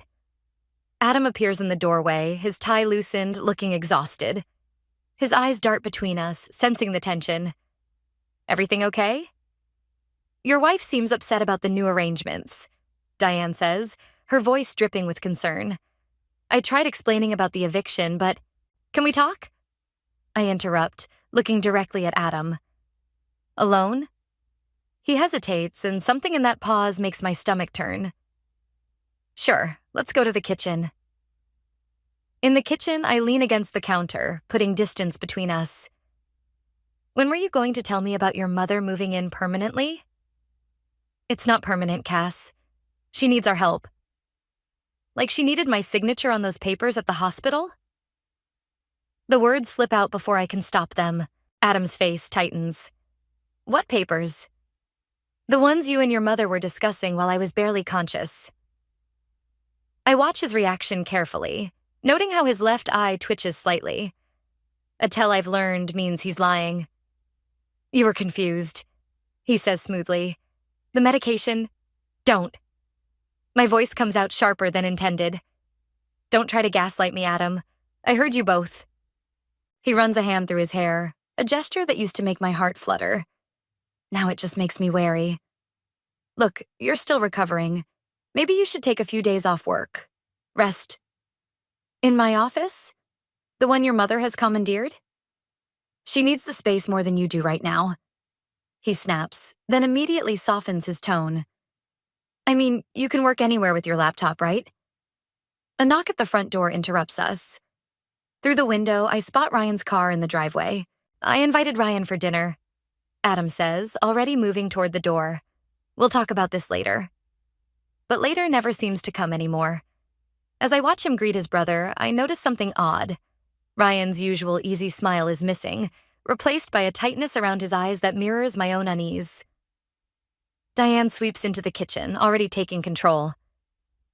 "Cassidy, dear, why don't you set the table? I'll handle the cooking tonight. You're still not quite yourself." I meet Ryan's gaze across the room, and for a brief moment, something passes between us. A shared understanding, perhaps, or a warning. He quickly looks away, but not before I catch a glimpse of what might be guilt in his eyes. As I reach for the plates, my hand brushes against an unfamiliar envelope tucked behind the dish rack. Through the thin paper, I can make out what looks like a bank statement, one I've never seen before. The game they're playing is becoming clearer, but they've badly underestimated their opponent. They think I'm weak, confused, easily manipulated. They have no idea that every dismissive comment, every secretive glance, every well-meaning suggestion is just another piece of ammunition I'm collecting. Let them think they're winning. For now. The bank statement burns in my pocket as I sit in my car outside Grace's apartment. 3 hours of digging through our home office while Adam and Diane were at Sunday brunch revealed more than I bargained for. Credit card statements, loan applications, and a half-drafted letter to my grandmother's estate lawyer. Grace opens her door before I can knock. "Jesus, Cass, you look like hell." I brush past her, dropping the stack of papers on her coffee table. "They're trying to get access to my inheritance." "What?" Grace sorts through the documents, her expression darkening. "These loan applications, they're in your name." "Forged." My hands shake as I pour myself a glass of water. Adam's got gambling debts, big ones, and Diane's been enabling him, helping him cover it up. Grace holds up a document. "This is dated 3 months ago, before your grandmother passed away. They've been planning this for a while." The water glass clinks against my teeth. There's more. "I found this in Diane's room." I pull out a handwritten note, spreading it flat on the table. Grace reads aloud. "Remember, once the trust is accessed, transfer everything immediately. She can't trace it if..." The rest is torn off. A knock at Grace's door makes us both jump. Through the peephole, I see Ryan shifting nervously in the hallway. "How did he know you were here?" Grace whispers. "He didn't." I open the door, studying Ryan's face. "Did you follow me?" He steps inside, running a hand through his disheveled hair. "I needed to warn you. Mom's planning something for tonight." She's invited her lawyer over for dinner. The same lawyer who handled my grandmother's estate? Ryan nods, then notices the papers spread across the coffee table. His face pales. You found the loan documents. You knew? The betrayal hits like a physical blow. Not everything. Not at first. He picks up one of the credit card statements. Adam told me he needed help with some gambling debts. I lent him money, but it wasn't enough. Then Mom got involved and everything spiraled. Grace moves protectively closer to me. Why tell us now? Because... Ryan's voice cracks. Because this morning I overheard Mom talking about getting Cassidy declared mentally incompetent, using the collapse as evidence. The room tilts sideways, reminiscent of that morning in the kitchen. They can't do that. They can try. Ryan pulls out his phone, showing us a text conversation. The lawyer's bringing papers tonight. Mom's convinced Adam it's the only way to save himself from the loan sharks. A new message pops up on Ryan's screen. From Adam. Where are you? Mom's asking questions. I should go. Ryan heads for the door, then pauses. Cass, there's something else. Something about Mom and your grandmother's last days. I don't know the details, but... Another text interrupts him. His face contorts with guilt. I'll try to find out more. After he leaves, Grace grabs her laptop. We need to move fast. If they're planning to have you declared incompetent, they won't succeed. I pull out my phone, scrolling through contacts until I find the number I need. Remember my cousin Jennifer? The one who works for the state prosecutor's office? Grace's eyes widen. The one who specializes in financial fraud? Time to call in a favor. I start dialing, then stop as another text comes through. From Adam this time. Where are you? Come home. We need to talk about your health. My fingers tighten around the phone. In my mind, I see the careful way they've been laying their trap. The concerned looks, the whispered conversations, the subtle suggestions that I'm not quite right. Even my collapse plays perfectly into their narrative. But they made one crucial mistake. They underestimated how much evidence I could gather while playing the role of confused, compliant wife. Make the call, Grace says quietly. End this before they can strike first. I press dial, watching the sun set through Grace's window. By this time tomorrow, everything will change. The lawyer won't be the only one bringing important papers to dinner. Let them set their table for betrayal. I'll be serving something entirely different. Justice, cold, and carefully prepared. The lawyer's business card sits on my kitchen counter like a loaded gun. Marcus Henderson, estate law specialist. I've seen his signature before. On my grandmother's will, on trust documents, on papers I apparently signed in the hospital but can't remember. Diane hums while preparing dinner, the sound grating against my nerves like sandpaper. Marcus is such a dear friend of the family, she says, checking the oven. So concerned about your health. I maintain my facade of docile compliance while typing a message to Jennifer. Documents received. Meeting tomorrow? The reply comes instantly. Bring everything. This is worse than we thought. Cassidy? Diane's voice sharpens. Are you listening, dear? Sorry, just feeling a bit... I let my voice trail off, watching her eyes light up with predatory interest. Oh, you poor thing. Should I call Adam? Maybe we should postpone. No. I force a weak smile. I'm fine. The doorbell rings. Ryan enters first, followed by Adam and a silver-haired man I recognize from my grandmother's funeral. Marcus Henderson's handshake is firm, his smile practiced. Cassidy, you're looking... He pauses deliberately. Well, considering. Dinner becomes a masterclass in subtle manipulation. Every time I speak, someone interrupts or redirects. Every movement I make draws concerned glances. They're building their case brick by brick. Remember that gallery opening last month? Diane says to Marcus. Poor Cassidy got so confused about the date. Showed up a day early. That never happened. And the incident with the stove, Adam adds, not meeting my eyes. If Mom hadn't been here? That's new too. I stay quiet, playing my role while rage burns in my chest. Under the table, I press record on my phone. Perhaps we should discuss why I'm here, Marcus says finally, reaching for his briefcase. A knock at the door freezes everyone. Ryan jumps up to answer it, returning with a confused expression. It's for you, Cassidy. Someone about grandmother's estate? The room temperature drops 10 degrees. In walks Sarah Chen, my grandmother's former nurse, clutching a manila envelope. I'm sorry to interrupt dinner, she says, her voice steady. But this couldn't wait. Diane stands abruptly. This is a private family matter. It's about Mrs. Miller's last days, Sarah continues, addressing me directly. And the changes to her medication schedule. Adam's fork clatters against his plate. Marcus Henderson's professional mask slips for just a moment. What changes? I ask, watching Diane's face. The ones your mother-in-law insisted on, Sarah says, against doctor's orders. The silence that follows is deafening. Ryan looks like he might be sick. That's quite enough. Marcus starts, but Sarah places the envelope on the table. There's more, she says.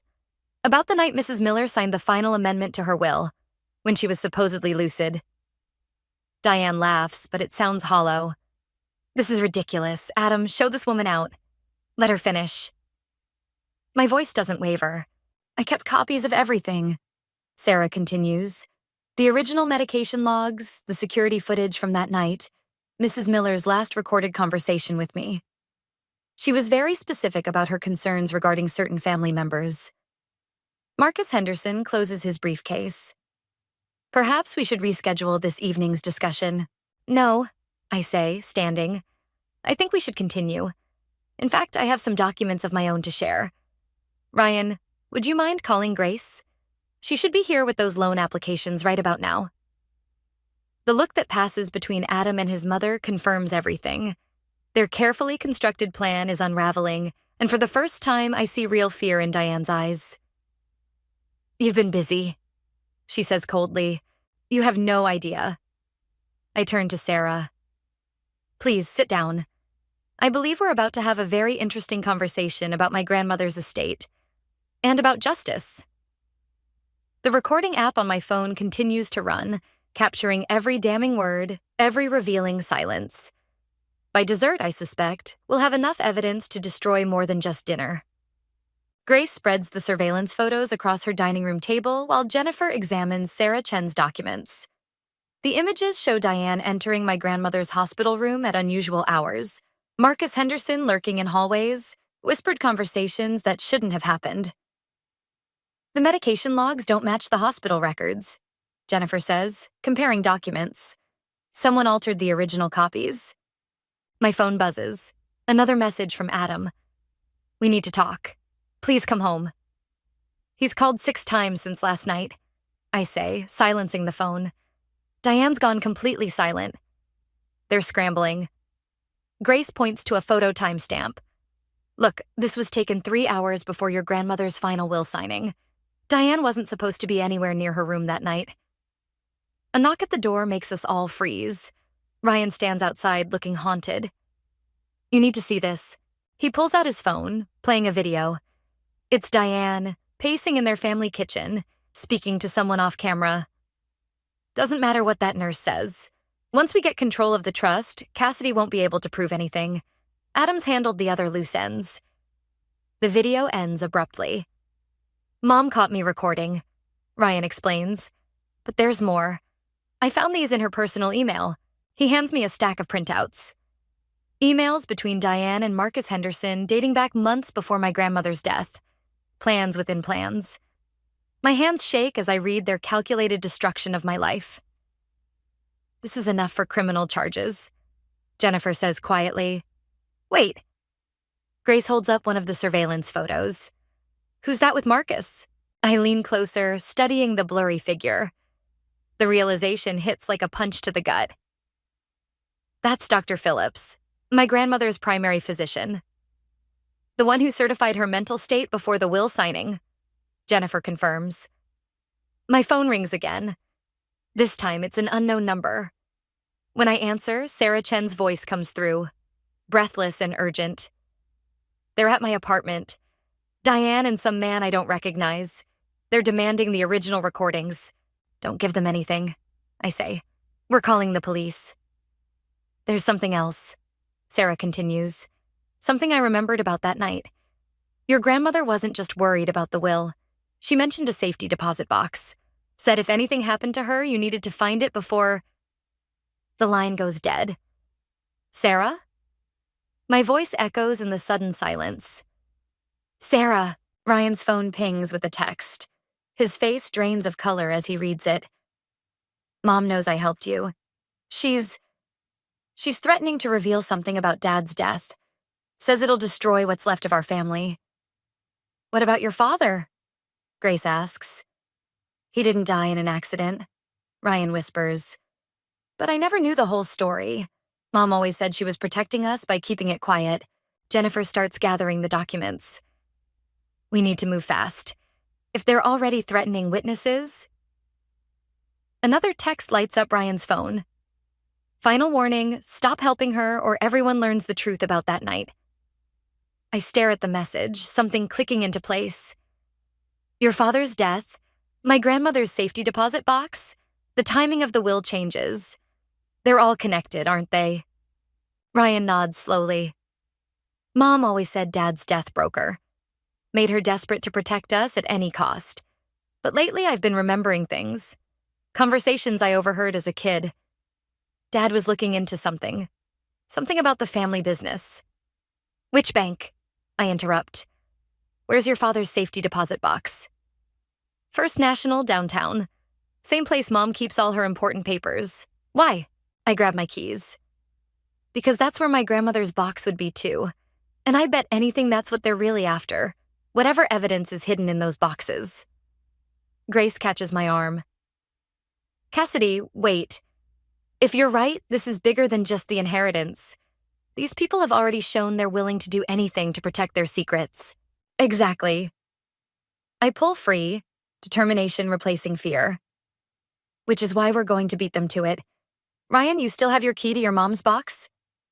He pulls out his key ring, hands shaking. We have to hurry. The bank closes in an hour. Then let's go find out what's worth killing for. The safety deposit box key trembles in my hand as Adam's voice echoes through the bank lobby. Cassidy, stop. Ryan grabs my arm, pulling me toward the vault entrance. We don't have time, but Adam reaches us before the bank manager can unlock the door. His face is twisted with desperation, a look I've never seen before. You don't understand what you're doing. I understand perfectly. My voice sounds foreign to my own ears. Did you think I wouldn't figure it out? The forged documents, grandmother's medication, your father's death? The bank manager shifts uncomfortably. Perhaps we should show them. Diane's voice cuts through the tension as she strides into the lobby, Marcus Henderson at her side. She holds up her phone, displaying a video. Show them what really happened that night. The footage is grainy, security camera quality. I recognize Ryan's father in his office, arguing with someone. The timestamp shows 2:15 a.m. Your grandmother was there that night. Diane says, her voice eerily calm. She discovered what Robert was planning to expose about the family business, about the missing funds, the forged artwork. Turn it off, Ryan whispers. Watch, Diane commands. The video shows Robert Thompson falling, hitting his head on the desk corner. My grandmother rushing to help, panic visible even in the poor quality footage. An accident, Diane continues. But your grandmother convinced me to cover it up, to protect the family name. And now you're about to destroy everything we sacrificed to preserve. The bank manager clears his throat. I need to ask you all to... Open the box, I interrupt, holding out my key with a steady hand. Now. Cassidy, Adam pleads. Think about what you're doing. If this gets out... You mean if people learn how you've been selling forged artwork through the gallery? Using my designs to create counterfeits? His face pales. How did you... I found the files on your laptop. The correspondence with the buyers. Did you think I wouldn't recognize my own work? Diane steps closer, her voice dropping to a whisper. Everything I did was to protect my family. Your grandmother understood that in the end. Why do you think she changed her will? Because you threatened her, Ryan says suddenly. I remember now. I overheard you that night, telling her what would happen if she didn't play along. The bank manager finally moves toward the vault. Last chance to access the boxes before closing. I follow him, aware of the heavy silence behind me. Inside the vault, 2 boxes lay before us, my grandmother's and Robert Thompson's. As I insert the key into the first lock, Adam's hand covers mine. Please, he says softly. We can start over. Forget all of this. I meet his eyes, searching for any trace of the man I married. That's the difference between us, Adam. I can't forget. I won't. The box opens with a click. Inside, I find a USB drive, a handwritten letter, and a series of photographs. But before I can reach for them, an alarm blares through the building. Fire alarm. The manager announces. We need to evacuate immediately. Diane moves with surprising speed, snatching the USB drive. Adam grabs the photos. In the chaos of the evacuation, I clutch only the letter to my chest as security guards usher us toward the exits. Outside, smoke pours from a trash can near the bank's entrance, a deliberate distraction. I watch helplessly as Diane and Adam disappear into the crowd with the evidence, leaving me with nothing but a single letter and the crushing weight of failure. Ryan stands beside me, his face ashen. I'm sorry. I should have remembered sooner. Should have helped you. It's not over, I say, unfolding my grandmother's letter with shaking hands. They got the USB drive and photos, but they don't know what's in this letter. And they don't know about Sarah Chen's recordings. But as I read the first lines of the letter, my heart stops. The truth is far worse than I imagined. And suddenly I understand why Diane was willing to go to such lengths to keep it hidden. The question now isn't just about justice or revenge. It's about survival. Grace's living room feels too small for the weight of what we're about to do. Sarah Chen's recordings play through the speaker, filling the space with Diane's own voice.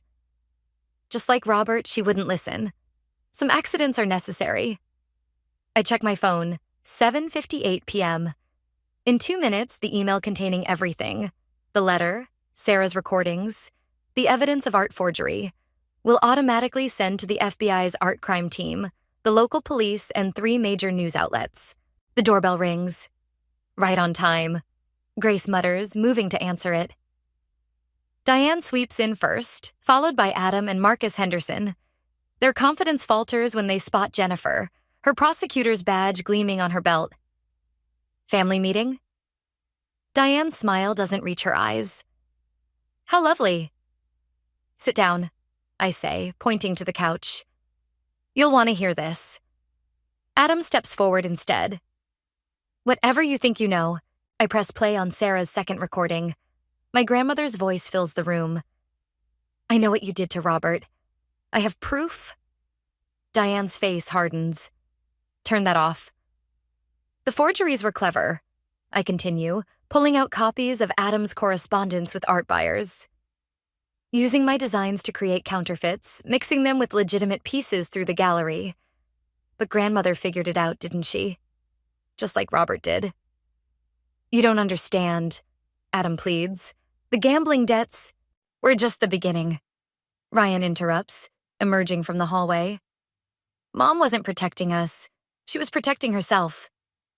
Diane's composure cracks. Everything I did was for this family. Like having Robert killed? The words hang in the air like smoke. The letter explains everything. How you arranged the accident when he discovered your original forgery scheme. How you threatened grandmother when she found proof. Lies, Diane hisses, but her hands shake. The USB drive you stole? I smile coldly. Decoy. The real one's been in FBI custody since this morning, along with grandmother's actual letter and photos. Adam collapses onto the couch, head in his hands. Jesus Christ, Mom, what did you do? What I had to. Diane's voice rises hysterically. Robert would have destroyed us. Your grandmother, too. They were weak, sentimental fools who... Who had integrity? Ryan's voice breaks. Who refused to be part of your schemes? Marcus Henderson moves toward the door, but Jennifer blocks his path. Going somewhere, counselor? The FBI would love to discuss your role in all this. 1 minute, Grace announces, checking her phone. Diane's eyes dart around the room, calculating. Whatever you think you have, it won't hold up. Marcus will... Already made a deal, Jennifer interrupts. Turns out he kept his own insurance policy. Very detailed records. Adam stands suddenly. We can fix this. Cassidy, please. For what we had was a lie. I hold up my phone. In 30 seconds, everything goes public. Unless what? Diane demands. Confess. To everything.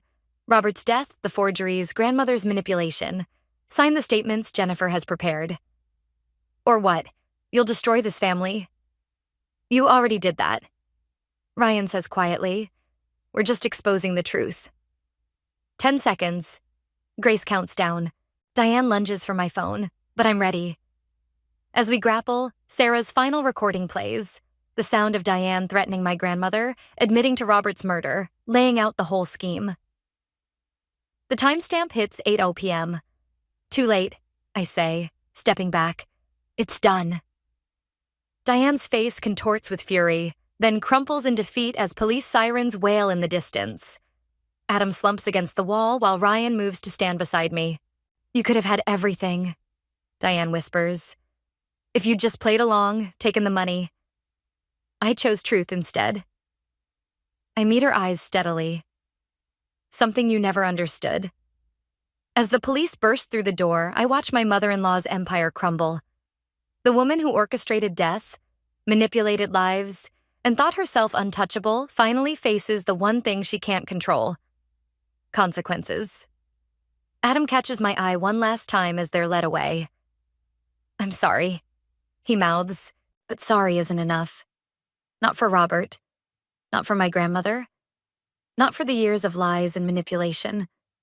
Sometimes justice is the best revenge. The gallery walls gleam under soft lighting as I hang the final piece, a stark, angular composition that speaks of broken trust and renewal. My first solo exhibition, Family Portraits, opens tomorrow, each work telling a piece of our story without saying a word. Ryan helps me adjust the lighting, his movements careful and deliberate. Have you seen the news? Mom's plea deal went through. I nod, stepping back to study the arrangement. 20 years, less than she deserves. Adam took the full 10. He adds quietly. Refused to testify against her in the end. Some loyalties die harder than others. I move to the centerpiece of the exhibition, a triptych featuring a burning house, its reflection in water showing something beautiful rising from the ashes. The art critics will see technical skill, bold choices, emotional depth, but only a few will recognize the true story hidden in the brushstrokes. Sarah Chen appears at the gallery entrance looking stronger than the last time I saw her. It's perfect, she says, studying the triptych. Your grandmother would have loved it. She always said art reveals what words can't. I touch the frame gently. I never understood what she meant until now. Grace arrives with coffee and contracts. The gallery is mine now, purchased with the recovered funds from Diane's scheme. The FBI's art crime team helped track down most of the forged pieces, though some remain lost in private collections, silent witnesses to years of deception. The insurance company called again. Grace says, handing me a latte. They want to know if you'll consult on other art fraud cases. Maybe. I sip the coffee, watching Ryan sketch in his notebook. He's gotten good over the past few months, finding his own artistic voice amid the wreckage of our family's collapse. After the exhibition opens, Jennifer joins us, her prosecutor's badge replaced by casual clothes. Just heard from my contact at the bureau. They found another storage unit in Diane's name. More evidence, more forged artwork. Let someone else handle it, I say, surprising myself with how much I mean it. I'm done looking backward. Ryan closes his notebook, revealing a detailed sketch of the gallery space, transformed into something new. I've been thinking, he says hesitantly. About turning the back room into a studio space. For classes, maybe. Help other people find their voice through art. The idea settles something inside me. Dad would have liked that. Yeah, he smiles. He would have. As the others move through the gallery, discussing final arrangements for tomorrow's opening, I stand before a small piece tucked in an alcove. It's different from the others. Softer, more abstract. A study in forgiveness, though not the kind that forgets. A familiar silhouette appears in the doorway. Adam's father's brother, Thomas, who testified against Diane despite years of silence. He takes in the exhibition with knowing eyes. "You've turned poison into medicine," he says simply. "Truth makes better art than lies," I reply. He nods toward Ryan's sketching figure. "Some things break apart to come back stronger." The evening light streams through the gallery windows, casting long shadows that dance across my paintings. Each canvas holds a piece of our story. The betrayal, the fight for justice, the cost of truth. But they also show something else. Something I didn't plan. The power of choosing who we become after everything falls apart. Grace calls us all together for a final walkthrough. Tomorrow, these walls will echo with visitors' voices, critics' opinions, the buzz of public scrutiny. But tonight belongs to us, the ones who lived this story, who chose truth over comfort, justice over loyalty, growth over vengeance. Ryan shows me his completed sketch. Our father's old studio reimagined as a space for healing through art. In the corner, he's drawn a small figure painting at an easel, face turned toward the light. Sometimes revenge isn't about destroying what hurt you. Sometimes it's about creating something beautiful from the ruins, something entirely your own. The gallery keys feel warm in my palm as I lock up for the night. Tomorrow, we open a new chapter. But tonight, in the quiet, I finally understand what my grandmother meant about art and truth. Some stories can only be told in color and shadow, in the spaces between what was lost and what was found. The numbers jumped out at me from the bank statement like accusatory fingers. $20,000 transferred to an account I didn't recognize. Then another $15,000 2 weeks later. My hands trembled as I scrolled through my parents' online banking history, each new discovery hitting harder than the last. "I'm Hope, and I just found out my golden boy brother is bleeding our parents dry. Everything okay, sweetie?" My mother's voice floated up from downstairs. "The coffee's getting cold." Coming, I called back, my voice steadier than I felt. I minimized the browser window, muscle memory from years of hiding things from my family. Not my secrets this time, Lucas's. The Sunday morning ritual at my parents' house hadn't changed in 20 years. Coffee, pastries, and endless conversations about Lucas's latest ventures. His football glory days. His business ideas. His perfect life with his perfect wife and perfect kid. I descended the stairs, each step heavy with the weight of what I'd discovered. Mom stood at the kitchen counter, arranging Danish pastries on her grandmother's china plate. Dad sat at the table, hidden behind his newspaper. "Lucas called earlier," Mom said, beaming. "He's finalizing that big deal he was telling us about. Isn't it exciting?" The coffee turned bitter in my mouth. "What kind of deal?" "Oh, you know your brother." She waved her hand dismissively. "Always thinking big. He just needed to move some money around temporarily. Your father and I are happy to help." Dad lowered his paper slightly. "Karen, maybe we shouldn't."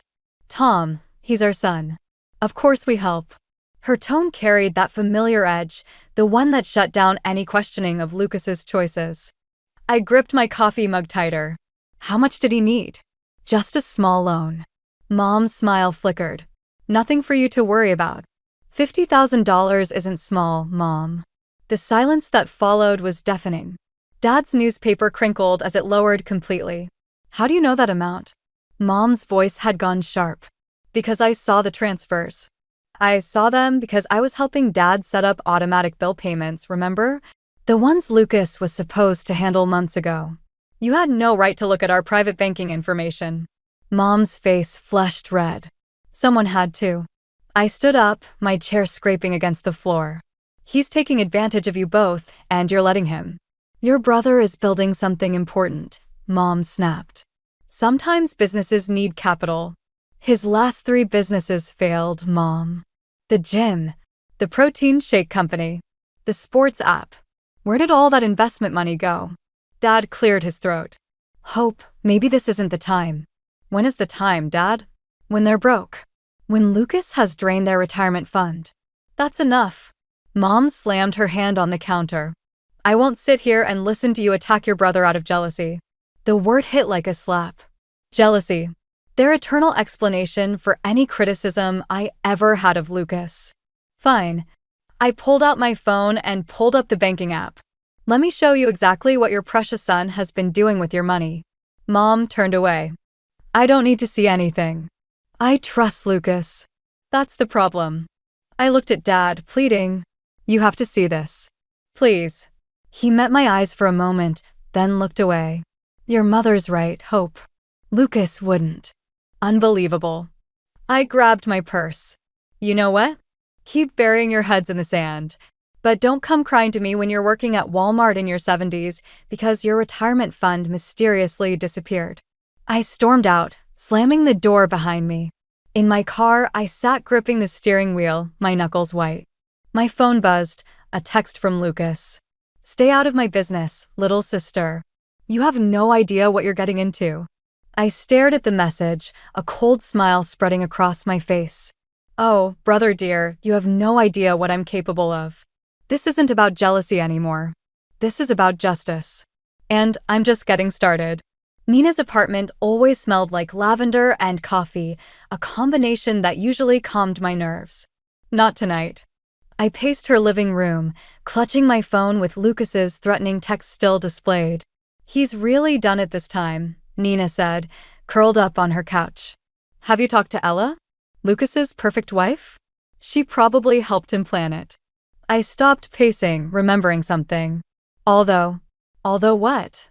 Last month at Tommy's birthday party, she seemed off. Kept checking her phone, barely touched her food. When Lucas started bragging about his new business venture, she practically flinched. Nina leaned forward. You think she knows? Before I could answer, my phone rang. Dad's name flashed on the screen. I answered on speaker. Hope, your mother and I discussed it, and we're having a family dinner tomorrow night. Lucas will be there. We need to clear the air. My stomach clenched. Clear the air? Or gang up on me? That's not fair. His voice carried that familiar note of defeat. We're trying to keep this family together. By letting Lucas steal from you? It's not stealing when we agreed to help him. Mom's voice cut in. She'd been listening the whole time. You're coming to dinner. 7 o'clock sharp. The line went dead. Nina raised an eyebrow. Perfect, I said, a plan forming. I'll bring proof. The next evening, I arrived at my parents' house armed with bank statements and screenshots. Lucas's car already occupied the driveway, his precious Mercedes that probably cost another chunk of our parents' savings. Inside, the tension was thick enough to choke on. Mom busied herself in the kitchen, Dad helped set the table, and Lucas sat in his usual spot, looking smug. Ella stood by the window, bouncing their son Tommy on her hip. Hope, Lucas said, his smile not reaching his eyes. Good to see you're still concerned about my finances. Someone has to be. I dropped my bag beside my chair. Since you're clearly not. Children, Mom warned from the kitchen. Not in front of Tommy. Ella suddenly spoke up. I should put him to bed upstairs. It's past his bedtime anyway. As she passed me, her eyes met mine for a split second. Something in her expression made me pause. Fear? So, Lucas said once Ella was gone. Let's hear it. What horrible accusations are you bringing to dinner? I pulled out the bank statements. These transfers, for starters. $50,000 in 2 weeks? That's just the beginning, isn't it? I told Mom and Dad about those transfers. He leaned back, relaxed. They're investments in my new tech startup. Everything's properly documented. Really? I slid another paper across the table. Because I called the bank. That account number you transferred to? It's a personal account in the Cayman Islands. The color drained from Lucas's face. Mom set down a casserole dish with enough force to rattle the plates. Hope, that's enough. How dare you investigate your brother like some kind of criminal? Because he is one. I stood up, hands shaking. He's not investing anything. He's stealing their retirement money and hiding it offshore. And I bet Ella has no idea. Leave my wife out of this, Lucas snarled, standing too. Why? Afraid she'll find out where the money's really going. A crash from upstairs made us all freeze. Ella appeared at the top of the stairs, white-faced. Tommy's fine, he just knocked over a lamp. But she held up her phone. Lucas, why is there an email about plane tickets to Buenos Aires? The silence that followed was deafening. Lucas's face transformed from anger to something I'd never seen before, pure panic. Ella, honey, I can explain. Explain what? I cut in. How you're planning to disappear with our parents' money. Dad finally spoke, his voice barely a whisper. Lucas, tell me this isn't true. But Lucas was already backing toward the door, his mask completely shattered. You don't understand. None of you understand what it's like trying to live up to everyone's expectations. I just needed a fresh start. With stolen money? Ella's voice cracked. Were you going to tell me about Argentina, or just disappear with our son? Mom sank into a chair, her world visibly crumbling. And in that moment, watching my perfect brother's life implode, I felt no satisfaction, only a hollow ache for what our family had become. Lucas bolted for the door. But this time, running away wouldn't save him. I had more evidence, and now I had something even more valuable, Ella's attention. The real war was just beginning. Grandpa Henry's bookstore always smelled like old paper and pipe tobacco, even though he'd quit smoking years ago. I found him in his usual spot, perched on a wooden stool behind the counter, examining an ancient ledger through his reading glasses. I need your help, I said, dropping a thick manila folder on the counter. He looked up, eyes sharp despite his age. This about Lucas? You knew. I've watched that boy take advantage of this family for years. He closed his ledger.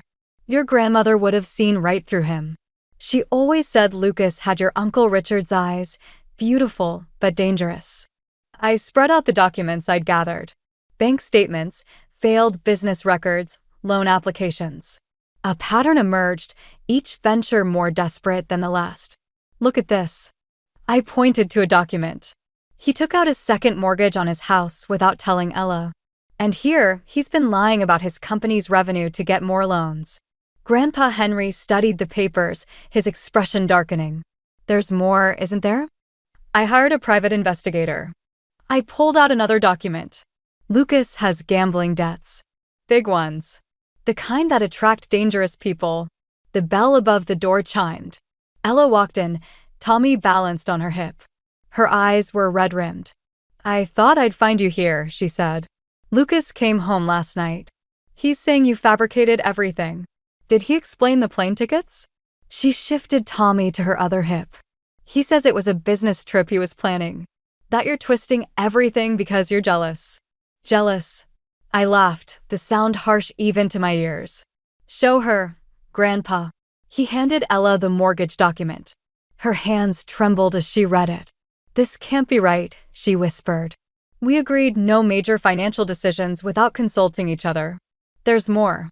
I hesitated, then pulled out the gambling records. He owes people money, Ella. Dangerous people. The color drained from her face. How much? Over 200,000. Tommy started fussing. Grandpa Henry quickly produced a cookie from behind the counter. He'd always kept treats for young visitors. I should have seen it, Ella said, watching Tommy nibble the cookie. The late-night phone calls. The way he'd jump whenever his phone buzzed. Last week, I found him in our home office at 3 a.m, shredding documents. The bell chimed again. My mother burst in, face flushed with anger. Hope, what have you done? She demanded. Lucas is talking about leaving town because of your accusations. He says you're trying to destroy him. Karen, Grandpa Henry's voice carried a warning. Before you defend your son, you might want to see these. I don't need to see anything. You've always taken Hope's side. Mom. Ella's voice cut through the tension. Look at the documents. Please. For Tommy's sake. Something in Ella's tone made Mom pause. She took the papers with obvious reluctance. As she read, her hands began to shake. This must be a mistake. Lucas wouldn't. He already has, I said quietly. And if we don't stop him, he's going to drag this whole family down with him. The sound of screeching tires outside made us all jump. Through the store's front window, I saw Lucas's Mercedes pull up sharply. He followed me, Ella whispered, clutching Tommy closer. Lucas burst through the door, his usual polished appearance disheveled. His eyes landed on the documents spread across the counter. You just couldn't leave it alone, could you? He snarled at me. Had to play detective, had to ruin everything. You ruined it yourself. Grandpa Henry stood, his voice stern. Now step back from my granddaughter. Lucas's phone buzzed. He checked it, and for a moment, raw fear flashed across his face.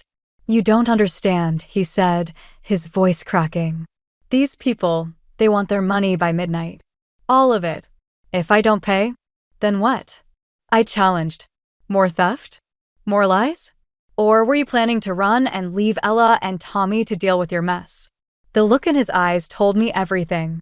My perfect brother, the golden child, was finally out of options. And for the first time in our lives, I held all the cards. The lawyer's office felt too small for the weight of what I was about to do. Papers scattered across his desk, affidavits, bank records, and a restraining order application that made my stomach turn. Once we file these, Mr. Patterson said, tapping the documents, there's no going back. Your brother could face serious charges. My phone buzzed again, the 15th call from Mom in 2 hours. I silenced it without looking. What about my parents' money? We can freeze the accounts immediately, but he hesitated. There's something else you should see.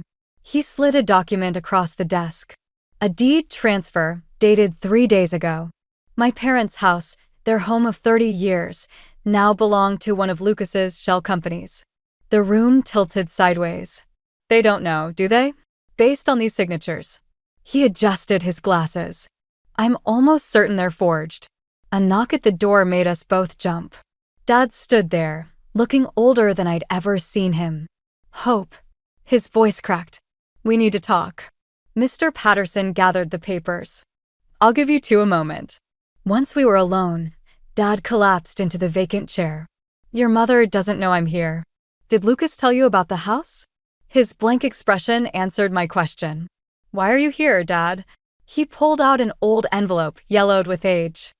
I found this in your grandmother's things after she died. She made me promise to keep it safe. His hands shook as he opened it. It's about Lucas. Inside was a DNA test from 28 years ago. My heart stopped as I read the results. Lucas isn't yours? Your mother had an affair with Richard, my brother. The star athlete, the golden boy. He laughed bitterly. I've spent 28 years trying to love a son who reminded me every day of my brother's betrayal. Does Lucas know? No, but I think he sensed it somehow, the way I could never quite. He trailed off, staring at his hands. Why tell me now? Because I'm done protecting other people's lies. He straightened up. I want to sign whatever papers you need. It's time someone in this family stood up for what's right. My phone buzzed again, this time a text from Ella. Lucas is gone. Took everything from our accounts. Police are here. Before I could respond, another text came through, this one from Lucas himself. You want to play hardball, little sister? Fine. Tell Mom and Dad to check their retirement accounts. All of them. My hands trembled as I pulled up the banking app. Every account, empty. He's cleaned them out, I whispered.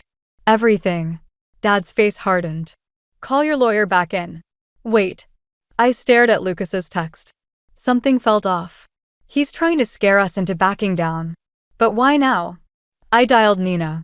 Remember that background check you ran on Lucas's new business partner? The one who doesn't exist? Yeah, why? I need you to check something else. Look for any recent property purchases under his name. I heard keyboard clicks, then a sharp intake of breath. Hope, he bought a plane ticket. Private charter. Tonight. Where to? Venezuela. No extradition treaty. Dad was already on his feet. I'm calling the police. No. I grabbed his arm. If we spook him now, he'll run immediately. We need to play this smart. I turned back to the lawyer's documents. How quickly can we freeze everything? With your father's signature? Within the hour. I met Dad's eyes. Are you sure about this? Mom will never forgive you. Your mother's forgiveness stopped mattering the moment she chose Lucas's lies over our family's future. He picked up the pen. Do it. As he signed the papers, I felt the weight of 24 years of being the overlooked child, the second best, the afterthought. But now, watching my father finally choose truth over comfort, I realized this wasn't about revenge anymore. This was about justice. And sometimes justice means burning everything down to save what matters most. I pulled out my phone and dialed one last number. Ella? Get Tommy and pack a bag. I know where Lucas is going, and I need your help to stop him. The private airfield sprawled before us, dark except for the runway lights cutting through the fog. Ella clutched Tommy to her chest in the passenger seat while Nina worked her laptop in the back. His flight's scheduled for midnight, Nina said. We have 40 minutes. My phone lit up with Mom's face. After 3 days of silence, she was calling now. I answered on speaker. Where are you? Her voice cracked. Lucas just called. He's saying terrible things about your father, about some DNA test. Is it true? I kept my eyes on the airfield's entrance. About Uncle Richard? The silence stretched too long. We need to talk about this as a family. Like we talked about Lucas stealing your retirement, or forging your signatures. Or, he's your brother. No. The word felt like glass in my throat. Apparently he's not. A security guard approached our car. I flashed Ella's ID. She'd called ahead, playing the dutiful wife one last time. You don't understand, Mom continued. Lucas is in trouble. Real trouble. There are men looking for him. Dangerous people. I know about the gambling debts. No, it's worse. Her voice dropped. They're saying he laundered money for them. If he doesn't deliver tonight. Headlights swept across the parking lot. A black SUV pulled up near the private hangar. I have to go. I hung up as two men in dark suits emerged from the SUV. They didn't move like businessmen. Those aren't debt collectors, Nina whispered. Hope, what are we doing here? My phone buzzed with a text from Lucas. If you're here to stop me, don't. These people will kill me if I don't deliver. Take Tommy, Ella said suddenly, passing her son to Nina. I'm going to talk to him. Ella, wait. But she was already out of the car, walking toward the hangar. I followed, my heart hammering. Lucas stepped out of the shadows, looking haunted. The men in suits tensed. It's just my wife, Lucas called to them. And my sister. 10 minutes, one man growled. Then we leave with or without the money. Ella reached Lucas first. You were going to leave us? I was going to send for you. His eyes darted between us. Once I figured things out. You mean once you laundered their money? I stepped closer. That's what this is about, isn't it? Your new business partner, he's with them. I didn't have a choice. They threatened Tommy. Don't you dare, Ella hissed. Don't use our son to justify this. A car door slammed behind us. Dad emerged from the darkness, followed by Grandpa Henry. Hope texted me your location, Grandpa said, his voice steel. Did you really think we'd let you run? Lucas backed away. You don't understand. If I don't get on that plane, then what? Dad stepped forward. More lies? More theft? When does it end, Lucas? When I'm dead? Lucas laughed a hollow sound. Is that what you want? Dad? Or should I even call you that? The suited men moved closer. Time's up. Wait. I pulled out my phone, opened a banking app. I can transfer the money. Right now. Everyone froze. Hope, don't, Dad warned. It's my trust fund. I met Lucas's eyes. The one Grandma left me. The one you couldn't touch. Why would you? Lucas started. Because I'm giving you a choice. My finger hovered over the transfer button. Take the money, get on that plane. But if you do, you never contact this family again. You never threaten Ella or Tommy. You disappear completely. Or stay. Face what you've done. Let us help you the right way, with lawyers, with protection. But no more lies. The suited men shifted impatiently. Lucas looked at Ella, at Tommy in the car, then at the plane waiting in the darkness. Time to choose, brother. I held up my phone. Who are you really running from? The fog thickened around us as Lucas stared at the screen, his face reflecting the harsh glow of numbers that could buy his freedom or seal his fate. The police station's fluorescent lights made everything look sickly and unreal. I sat in the hard plastic chair, watching through one-way glass as Lucas talked to the detectives. Mom paced behind me, while Dad and Grandpa Henry sat silently in the corner. "He's going to prison," Mom whispered. "My baby is going to prison, and it's your fault." I didn't respond. My trust fund was gone, transferred to an account that would help Lucas make restitution. The money that was supposed to be my fresh start, my escape, now belonged to his victims. Detective Martinez stepped out of the interrogation room. "Your brother's naming names. Big ones. The kind that make people disappear. So what happens now?" Dad asked. "Witness protection, probably. For all of you." Mom collapsed into a chair. "All of us. These people he worked with, they don't leave loose ends." Martinez's face hardened. "They've already made threats against Tommy." Ella burst through the door, face streaked with tears. "They took him. They took my baby." The room exploded into chaos. Martinez barked orders into his radio while Mom screamed and Dad tried to calm Ella down. I grabbed Ella's shoulders. "Where?" "The babysitter. She said 2 men came with papers, said they were from child services." Ella's voice cracked. "I called the agency. They never sent anyone." My phone buzzed. "Unknown number. Your brother's testimony for the kid. 1 hour.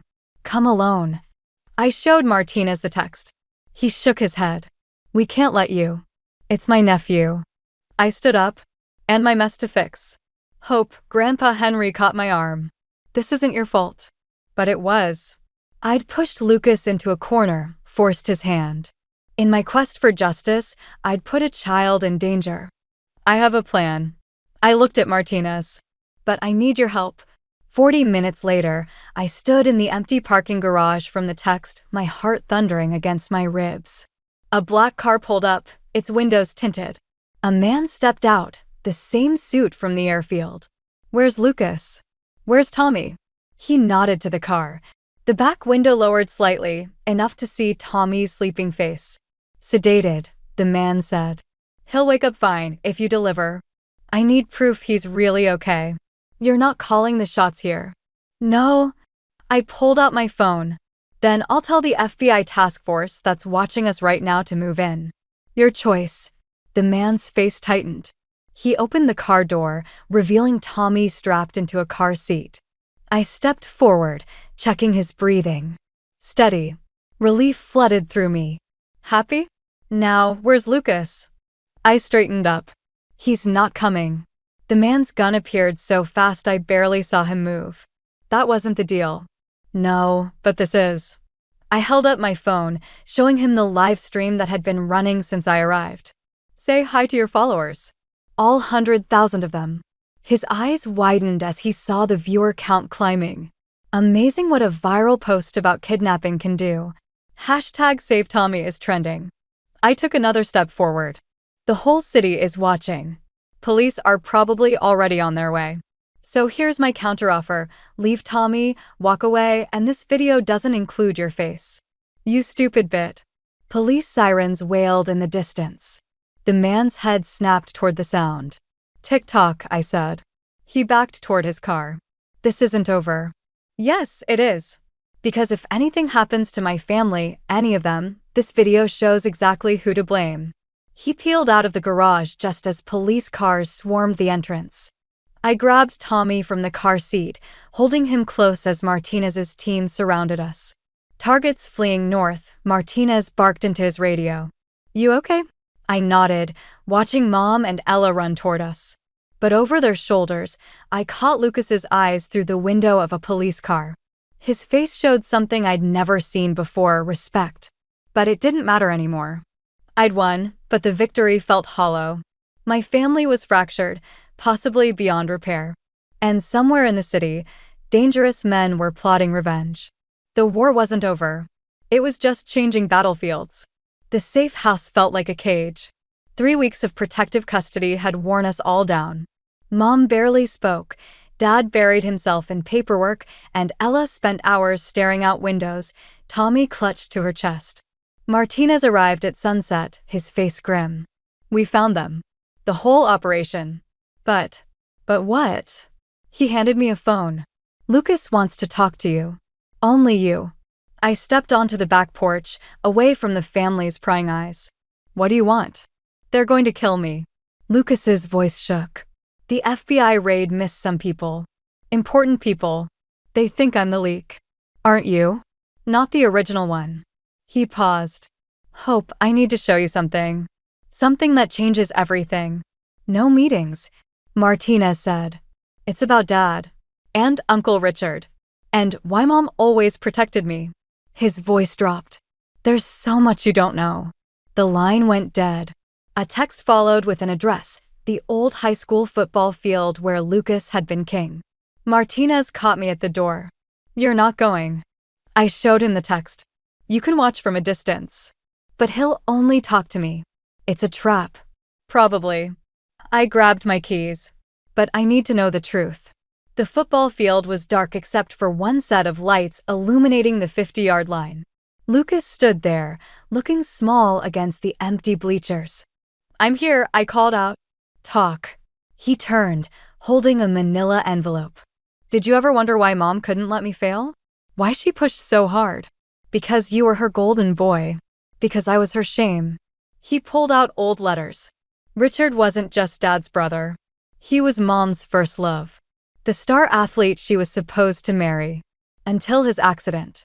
Until she got pregnant with me. The accident happened after, when Richard found out she'd chosen Dad instead. My head spun. Why are you telling me this now? Because Mom's not just protecting me. She's protecting herself. Her guilt, her choices. He laughed bitterly. I was never supposed to be the good son. I was her penance. Movement in the shadows caught my eye. Men in dark clothes, moving closer. You brought them here. They followed me. His hands trembled. I'm sorry, Hope. They said they'd kill Ella and Tommy if I didn't. Bring the other leak? A new voice cut through the darkness. The man from the parking garage stepped into the light. We've been watching you, Hope. Your little live stream stunt cost us millions. More men emerged, forming a circle around us. Martinez and his team were nowhere in sight. You know what's funny?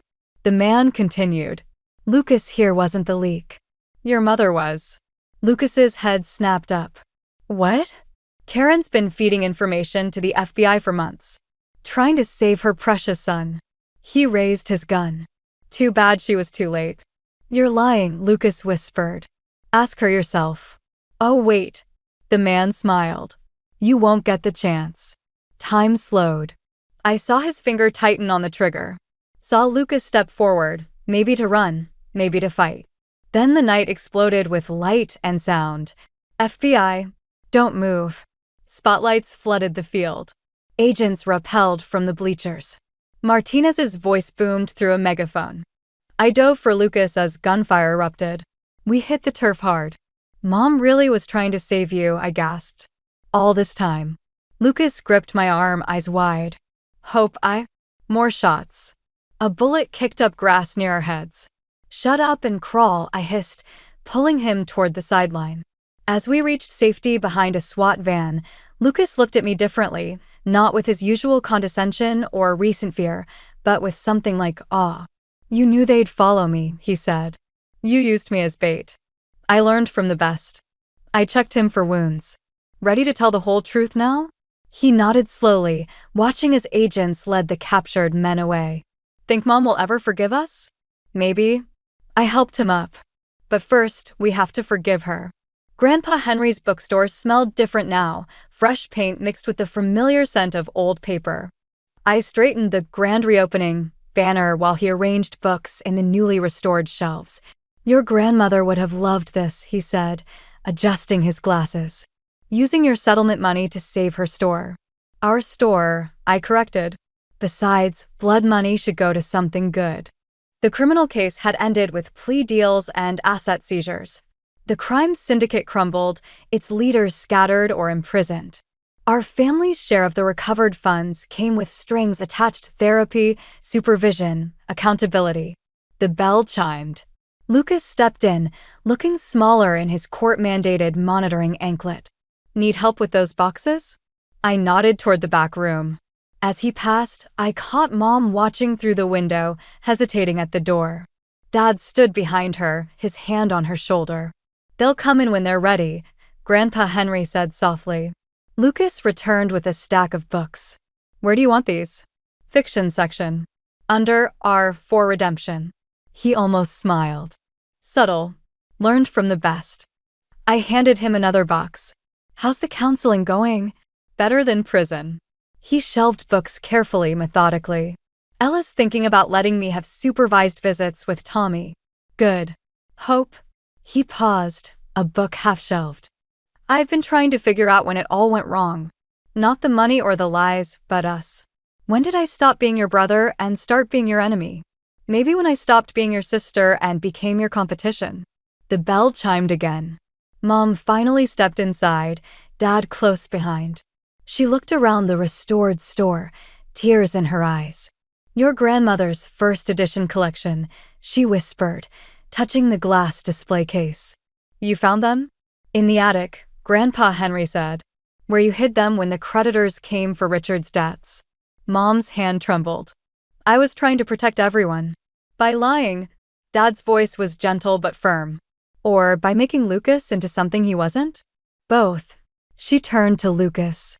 I thought if I could make you perfect, it would erase my mistakes. Instead, I just repeated them. Lucas stepped toward her, then stopped, uncertain. I moved between them, taking Mom's hand and placing it in Lucas's. Perfect is overrated, I said. Try honest instead. The door chimed one last time. Nina walked in with Tommy, returning from their ice cream run. The toddler squealed at the sight of Lucas, but stayed by Nina's side, still cautious around his father. Hey, champ, Lucas said softly. Want to help me put some books away? Tommy looked at Nina, who nodded. He took a tentative step toward Lucas. I turned away, giving them space, and found Dad studying the old family photos on the wall, Mom and Uncle Richard as teenagers, Grandma and Grandpa on their wedding day, Lucas and me as kids. I should have protected you both, he said. From Karen's guilt, from Richard's shadow, from my own cowardice. We protect ourselves now. I straightened a crooked frame. And maybe each other when we can. Speaking of protection, Grandpa Henry called from the counter, these books won't shelve themselves. Family project? One by one, they moved toward the boxes, Mom and Dad, Lucas with Tommy trailing behind, Nina grabbing the lighter loads. We worked in comfortable silence, finding our rhythms, respecting our spaces. I watched them from the ladder as I stalked the top shelves. My family, broken and healing, learning to exist in the truth rather than perfect lies. The revenge I'd sought had transformed into something else, not forgiveness exactly, but understanding. The last book in my hand was Grandma's favorite, worn and dog-eared. Inside the cover, her handwriting, the truth may hurt, but lies leave scars. I placed it carefully on the shelf, between the past we couldn't change and the future we'd have to build. Some stories end with perfect resolution, with all wounds healed and all sins forgiven. This wasn't one of them, but maybe that made it more true. I stare at the half-empty closet, counting the empty hangers like Morse code signals spelling out disaster. 15 years of marriage reduced to the rhythmic scraping of metal on metal as Derek yanks his clothes free, one garment at a time. You're really doing this? My voice sounds foreign, like it's coming from somewhere outside my body. Just like that? He doesn't look at me, just keeps methodically emptying his side of the closet. The expensive suits I helped him pick for client meetings. The casual shirts Maya and I got him last Father's Day. All of it. Going into a sleek black suitcase that I've never seen before. I'm Alondra, and until 20 minutes ago I thought I was living someone else's life. A good life. The kind where your husband doesn't pack his bags on a random Tuesday evening while your 8-year-old daughter is at her piano lesson. Derek, I grab one of his shirts before he can add it to the pile. At least tell me why. He finally meets my eyes, and what I see there makes my stomach turn. Nothing. No guilt, no anger, no regret. Just empty calculation, like he's reviewing a business proposal. It's not working anymore, he says, tugging the shirt from my grip. You know that as well as I do. No, I really don't. My fingers curl into fists at my sides. What I know is that yesterday we were planning Maya's birthday party, and today you're walking out on us without even... Don't make this harder than it needs to be. He zips the suitcase with a finality that echoes through the room. I'll have my lawyer contact you about arrangements. Lawyer? The word tastes like poison. You already have a lawyer? He checks his watch, the one I gave him for our 10th anniversary, and sighs like I'm an employee who's making him late for a meeting. I need to go. Maya will be home soon, and it's better if I'm not here. Better for who? I step between him and the door. Because it's not better for her. And it's certainly not better for me to explain to our daughter why her father disappeared without saying goodbye. I'll call her tomorrow. He sidesteps me with practiced ease, dragging the suitcase behind him. Once things have settled, I follow him down the stairs, my mind racing through possibilities. An affair? Financial troubles? But nothing explains this cold, calculated exit. The Derek I knew, would never. The front door opens, and my heart stops. Maya stands there, her piano books clutched to her chest, eyes wide as she takes in the scene. Her father with his suitcase. Her mother on the verge of tears. Daddy? Her voice is small, uncertain. Where are you going? Derek freezes, his hand still on the doorknob. For a moment, I see a crack in his facade, a flicker of something that might be pain. Then it's gone, replaced by that same empty professionalism. I have to go away for a while, sweetheart. I'll call you tomorrow, okay? He doesn't wait for her response, doesn't hug her goodbye, just walks past her to the waiting taxi I hadn't even noticed until now. Maya drops her books and runs after him. Daddy, wait! I catch her before she can reach the sidewalk, holding her as she struggles. We watch together as Derek loads his suitcase into the trunk, gets into the back seat, and disappears down our tree-lined street without a backward glance. Maya's small body shakes with sobs against mine. I should be crying too, but something else is taking root inside me. Something hot and sharp and dangerous. Because now I know this wasn't a sudden decision. This was planned, calculated, every detail arranged in advance, from the taxi to the lawyer to the timing of his exit. And as I stand there, holding my daughter while our world crumbles around us, I make a promise to myself. Derek thinks he's written the ending to our story, but he's wrong. This isn't an ending at all, it's a declaration of war. The first thing I notice when I walk into my mother's design studio is the stack of accounting papers on her desk. Evelyn never leaves paperwork visible. It ruins the aesthetic, she always says. But today they're there, arranged in neat piles like evidence at a crime scene. You've been crying, she says, rising from her ergonomic chair. Sit down before you collapse. I sink into the leather sofa, the one she imported from Milan last year. Maya's curled up in the corner, absorbed in her tablet, headphones blocking out our adult conversations. Just like at home, she's retreated into her own world since Derek left 3 days ago. He's emptied our joint account. The words taste like battery acid. Every penny, Mother, even Maya's college fund. Evelyn's perfectly manicured nails drum against her desk. I warned you about joint accounts when you married him. A woman should always... Not now. I press my fingers to my temples. I need help, not lectures. She studies me for a moment, then pulls out a manila envelope. I had my accountant prepare these after your call yesterday. Financial records, property assessments, everything we'll need to protect your assets. Of course she did.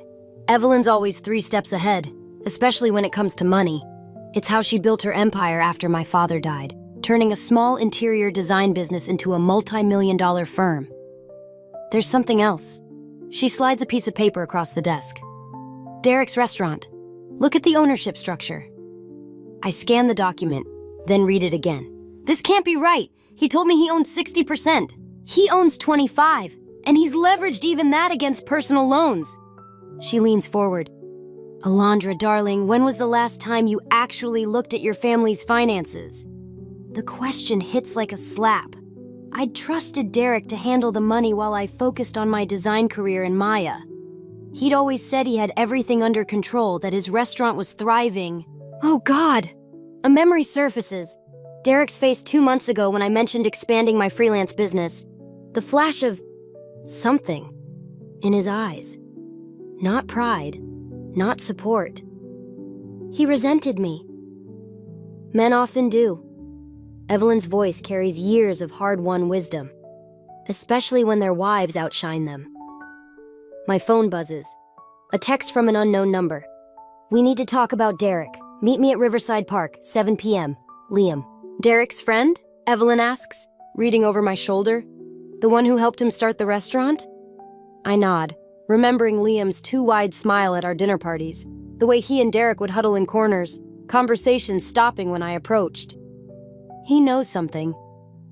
Then you need to know it too. Evelyn opens her desk drawer and removes a small recorder. Take this and remember what I taught you. Information is power. Maya looks up from her tablet, suddenly alert. Is Daddy in trouble? The question hangs in the air like smoke.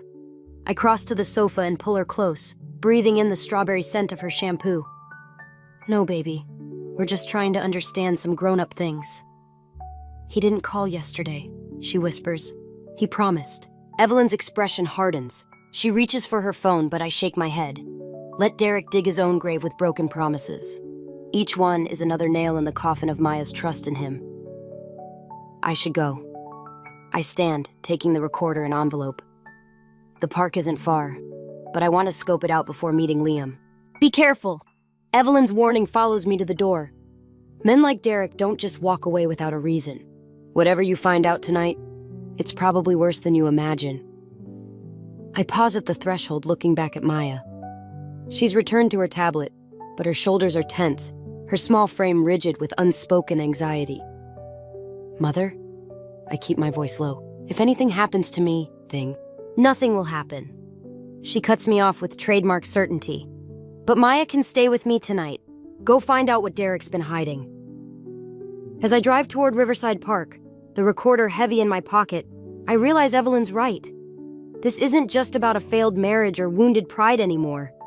Derek's running from something, or toward something, and whatever it is, he thought it was worth destroying our family to protect. By sunset, I'll know what that something is. And then? Then I'll make him wish he'd never underestimated me. Riverside Park feels different after sunset. The shadows stretch longer, darker, hiding things that shouldn't exist in decent neighborhoods, like the truth I'm about to learn. Liam's already waiting at the agreed spot, his silhouette unmistakable against the river's gleam. He's wearing the same expensive suit he always does. But something's off. The confidence is gone, replaced by nervous energy as he paces near the railing. You're early, he says when I approach. His eyes dart around like he's expecting company. Did anyone follow you? I press record on the device in my pocket. Who would be following me, Liam? He laughs, but it's hollow. You really don't know anything, do you? Derek always said you were focused elsewhere. Then enlighten me. I lean against the railing, forcing casualness I don't feel. Start with why my husband emptied our accounts before disappearing. Because he needed capital. Liam loosens his tie. The restaurant's just a front, Alondra. Has been for 2 years now. The words hit like ice water. A front for what? Money laundering mainly. Some other things. He pulls out a cigarette, hands shaking as he lights it. The Castillo family needed legitimate businesses to clean their cash. Derek needed investors. It seemed perfect until... The Castillos? My voice sounds distant, unreal. The same ones from the news? The drug cartel? Keep your voice down! Liam glances over his shoulder. Look, I'm only telling you this because you deserve to know. Derek's in deep. They're squeezing him for more than he can deliver, and now he's running. But they'll find him. They always do. A jogger passes by. We fall silent until she's gone. But my mind is screaming. Drug money, cartels. My husband, the man who read bedtime stories to our daughter, was laundering money for criminals. That's why he left us? The recorder feels heavy in my pocket. To protect his criminal partners?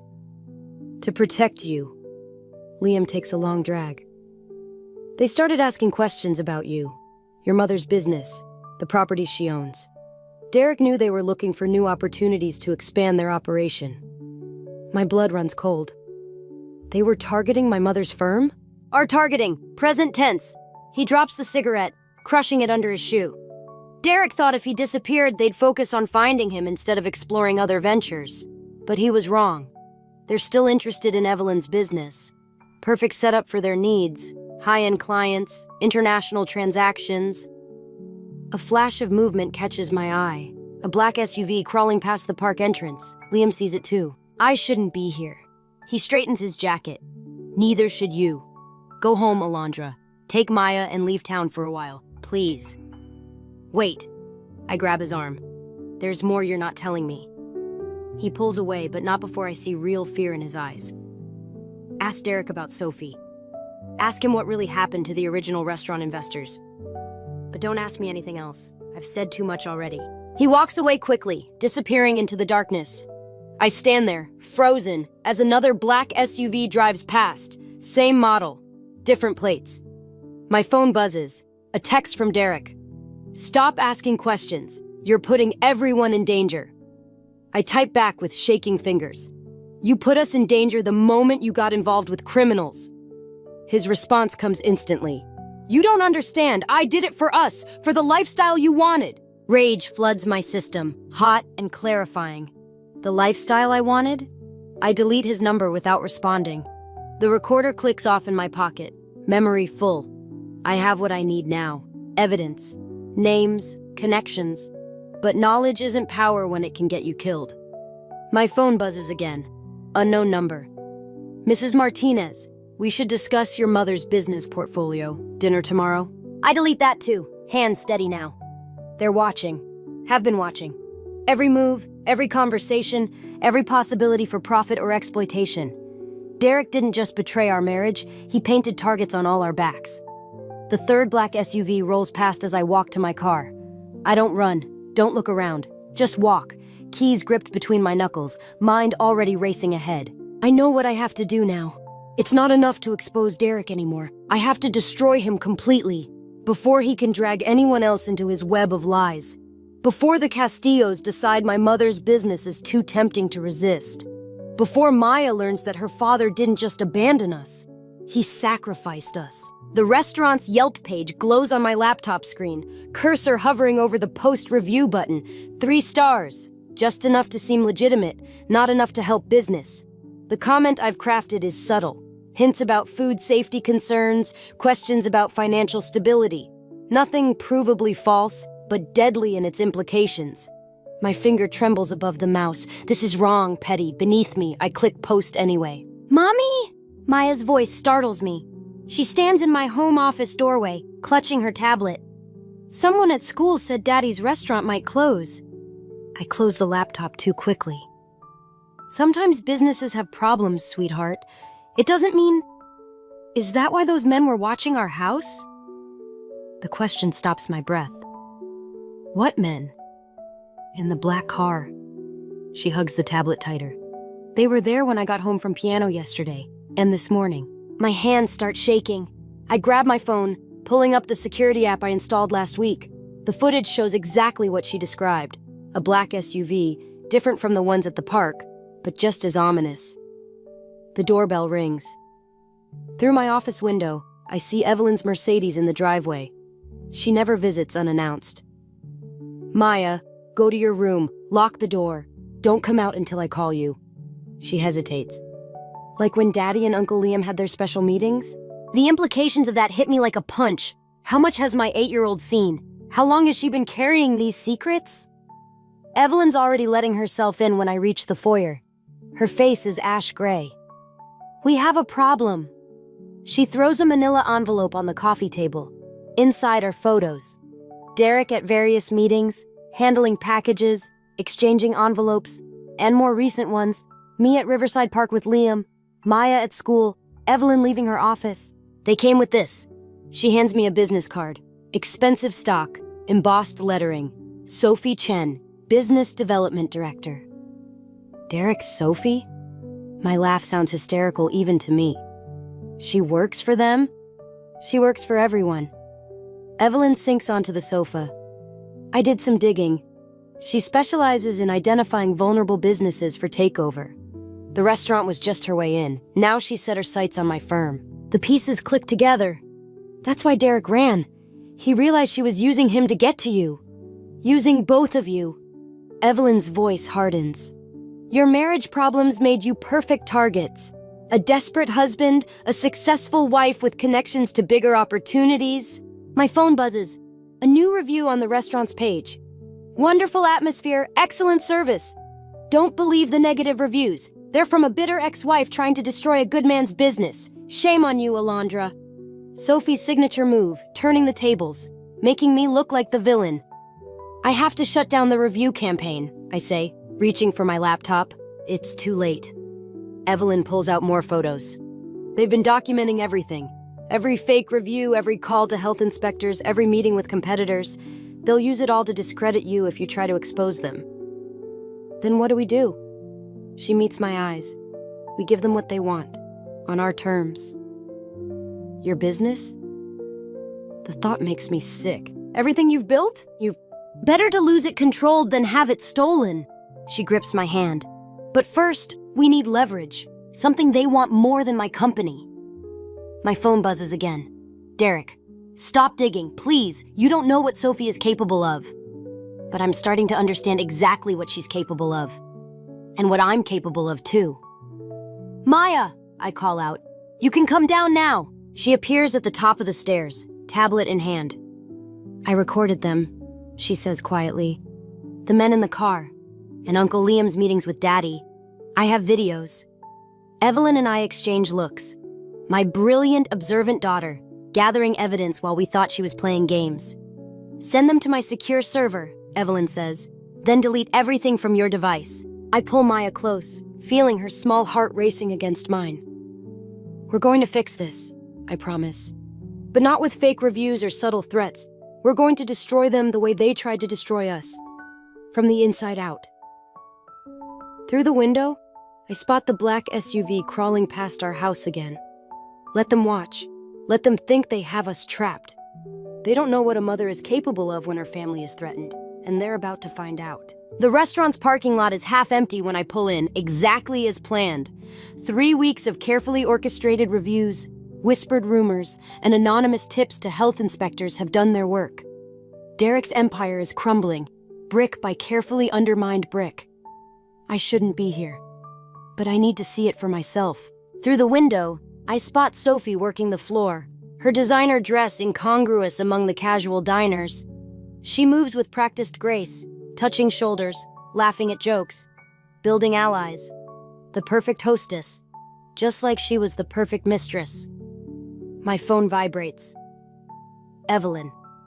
Meeting set with Castillo representatives tomorrow. Don't do anything to jeopardize it. Too late. I'm already pushing through the door, bell chiming my arrival. Sophie's smile freezes when she sees me. We're fully booked. Doesn't look that way. I gesture at the empty tables. Slow night? Business fluctuates. Her perfectly manicured nails drum against the hostess stand. But you'd know all about that, wouldn't you? A waiter approaches, then retreats at Sophie's sharp gesture. The remaining customers studiously avoid looking our way. Where is he? I keep my voice low, controlled. Derek needs to sign the divorce papers. He's dealing with more important matters. She steps closer, voice dropping, like saving his business from his vindictive ex-wife's sabotage campaign. Funny, I thought he'd be busy explaining to the Castillos why their investment is tanking. Her smile slips, just for a moment.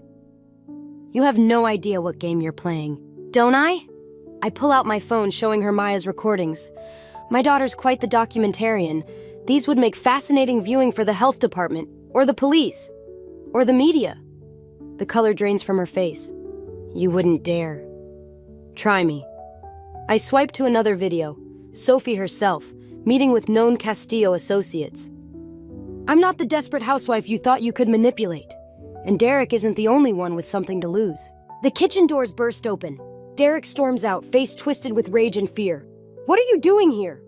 Getting your attention. I turn the phone toward him. Maya saw everything, Derek. Every meeting, every package, every lie. He grabs my arm, pulling me toward his office.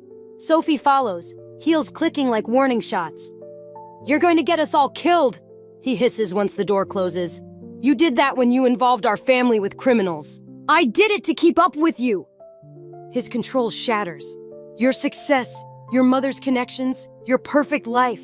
Do you know what it's like living in that shadow?" Poor Derek. My laugh sounds foreign, bitter. "So threatened by your wife's success that you turned to crime. Was Sophie part of the original plan, or just a bonus?" Sophie steps between us. I approached him. The restaurant was perfect for our needs. And Derek? She touches his arm possessively. Derek was perfect too, so eager to prove himself. By betraying everything he claimed to love? By surviving. Derek slumps into his chair. The Castillos own me now. They own all of us. Not me. I set my phone on his desk, playing Maya's videos. "And not my daughter. Sign the papers, Derek. Walk away, or these go public." Sophie's laugh is cold. "You'd risk everything? Your mother's business? Your daughter's safety?" I already have a plan for that. I meet Derek's eyes. "Remember what you always said about me? That I was too focused, too driven? You were right. And now that focus is on destroying you." "You can't win this," he whispers. "Watch me." The office door opens. Liam stands there, face grim. They're here. Through the window, I see 3 black SUVs pulling into the parking lot. The same ones that have been watching my house, following Maya. Sophie straightens her dress. Right on schedule. "What did you do?" Derek's voice shakes. "Called in the cavalry?" She smirks at me. "Let's see how focused you are when facing the real players, Alondra." I should be terrified. Instead, a strange calm settles over me. This is what I've been waiting for. The moment when all the pieces align. Perfect timing. I press send on the email I composed this morning. Because I just sent copies of everything.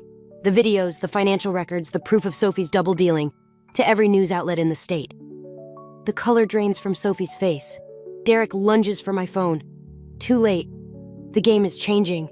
And this time I'm writing the rules. The Castillo's men don't look like criminals. They wear tailored suits and polite smiles as they escort me into the restaurant's private dining room. Like bankers. Like businessmen. Like Derek. Before I knew what he really was. Their leader sits at the head of the table, fingers steepled. "Mrs. Martinez, your email campaign was impressive. Alondra, please." I take the offered seat, hands steady despite everything. And it wasn't a campaign, just insurance. Sophie hovers by the door, her perfect composure cracking. Derek stands behind her, face ashen. The morning news plays silently on a wall-mounted TV, showing footage of police raids at multiple restaurants across the city. Insurance. The man, I still don't know his name, slides a tablet across the table. "Like these videos your daughter recorded?" My heart stops. On screen, Maya's face appears, filming through her bedroom window. Recent footage from last night. "Don't!" Derek starts forward, but Sophie grabs his arm. "Your daughter has quite an eye for detail." The man's smile doesn't reach his eyes. It would be a shame if something happened to stifle her creative pursuits. The threat hangs in the air like smoke. I taste copper, realize I've bitten through my lip. "What do you want?" "The same thing we've always wanted. Your mother's business, its connections, its potential." He gestures expansively. Derek was supposed to facilitate that transition smoothly. When he failed, Sophie stepped in. Now here we are making things complicated. My phone buzzes. "Evelyn, where are you? The FBI is here." The man's smile widens. "Ah, right on schedule. Your mother made the call, I assume?" "What?" "We've been working with Evelyn for months." Sophie steps forward, triumphant. "Who do you think introduced me to Derek? We needed someone close to you, someone who could help guide you toward cooperation." The room tilts sideways. "My mother wouldn't... Your mother is a businesswoman." The man's voice is almost gentle. "She understands the value of strategic partnerships, unlike you, with your messy emotions and desperate revenge plots." The TV catches my eye again. Breaking news banner. "Local designer linked to money laundering operation." My face appears on screen, followed by Derek's, then Maya's school photo. "No!" The word comes out strangled. "You can't!" We already have. He stands, straightening his jacket. Your reputation is ruined. Your daughter's safety is compromised. Your mother's cooperation is secured. The only question is, will you finally stop fighting? Derek moves toward me, face twisted with genuine anguish. I tried to warn you. I tried to protect you by leaving. By running away. I spit back. Like always. Enough. The man's voice cuts through the tension. Mrs. Martinez, you have 1 hour to sign over your shares in your mother's company. After that, he glances at the tablet, still showing Maya's face. Well, my phone buzzes again. Unknown number. Maya is safe. Trust no one. Wait for signal. I almost laugh. Trust no one? Too late. My husband betrayed me. My mother sold me out. Even my revenge has been turned against me. I'll need to review the paperwork, I say, voice hollow. Of course. He signals, and a thick contract appears. Take your time. Sophie will stay with you. They file out, leaving Sophie standing guard. Derek hesitates at the door. I'm sorry, he whispers. I never wanted... Get out. The door closes. Sophie smirks. You should have stayed in your lane, Alondra. Focused on your little design projects instead of playing detective. I stare at the contract, mind racing. The FBI is with my mother. Maya is supposedly safe. Everything I thought I knew about my family, my marriage, my life, has been a carefully constructed lie. But there's one truth they don't know, one card I haven't played. My phone buzzes one final time. The signal I've been waiting for. Package delivered. Countdown started. I look up at Sophie, managing a broken smile. You're right. I should have stayed in my lane. She frowns, sensing something in my tone. But then again, I reach for the contract. I've always been better at demolition than design. The first explosion rocks the building's foundation, right on schedule. Maya's videos weren't the only insurance I had in place. Sometimes, to win the game, you have to burn down the board. Smoke fills the private dining room as the second explosion rocks the building. Sophie stumbles, her perfect composure finally cracking. Through the chaos, I hear sirens approaching. What did you do? She lunges for me, but I'm already moving. The sprinkler system activates, drenching everything, including the surveillance equipment I spotted earlier. Water shorts out the cameras, leaving us truly alone for the first time. The same thing you did. I grab her arm before she can reach the door. I played everyone against each other. The door bursts open. Derek rushes in, coughing from the smoke. The Castillos are trapped in the kitchen. FBI surrounding the building. FBI? Sophie's laugh turns hysterical. You stupid bitch, you think the FBI can touch them? They own half the Bureau? I cut her off. No, but the CIA's International Trafficking Division? That's different. Her face goes slack. Behind her, Derek's eyes widen with understanding. Those weren't just restaurant supply deliveries you were coordinating, I continue. Maya recorded everything, every package, every coded conversation. My mother saw the patterns months ago. Evelyn was working with us, Sophie snarls. No! I pull out my phone, showing her the real messages from my mother. She was working with federal agents, setting you up, setting all of you up. Derek sags against the wall. That's why she introduced me to Sophie, why she encouraged the restaurant deal. My own mother used my husband as bait. The words still taste bitter, and then used my revenge as cover for the investigation. Another explosion, closer this time. The building groans ominously. We need to get out. Derek reaches for me, but I step back. You're not going anywhere. Sophie pulls a gun from her purse. Neither of you are leaving until... The ceiling crashes down between us. Through the gap, I see Maya's favorite stuffed bear in the debris. The one she always kept in Derek's office. The one I helped her hide a microphone in months ago. You bugged my office? Derek's voice cracks. Using our daughter? She volunteered. The truth hurts us both. After she saw you hitting Sophie that night, she knew then that you weren't just weak, Derek. You were dangerous. Sophie's gun wavers. He never... Check your security footage. Maya caught it all. The fights, the threats, the real reason Derek ran. I lock eyes with my husband. You weren't protecting us by leaving. You were protecting yourself. The floor shifts beneath us. Emergency lights cast everything in surreal red shadows. It doesn't matter now. Sophie aims the gun at my chest. You've ruined everything. No. I step forward, letting her see the detonator in my hand. I finished what my mother started. The CIA has their evidence, the Castillos are trapped, and that gun won't help you when the next charge goes off. Derek lunges at Sophie, wrestling for the weapon. They crash into the table as FBI agents swarm through the broken door. Federal agents, drop the weapon! Sophie fires wildly. Derek screams. The ceiling groans. I dive through the chaos, slamming the detonator trigger just as Sophie turns the gun toward me. The final explosion drowns everything in white noise and debris. When the dust settles, Sophie lies unconscious under fallen beams. Derek clutches his bleeding shoulder, staring at me with something between fear and awe. Maya? His voice shakes. Safe. With my mother's security team. I step over Sophie's still form. She'll testify against you both.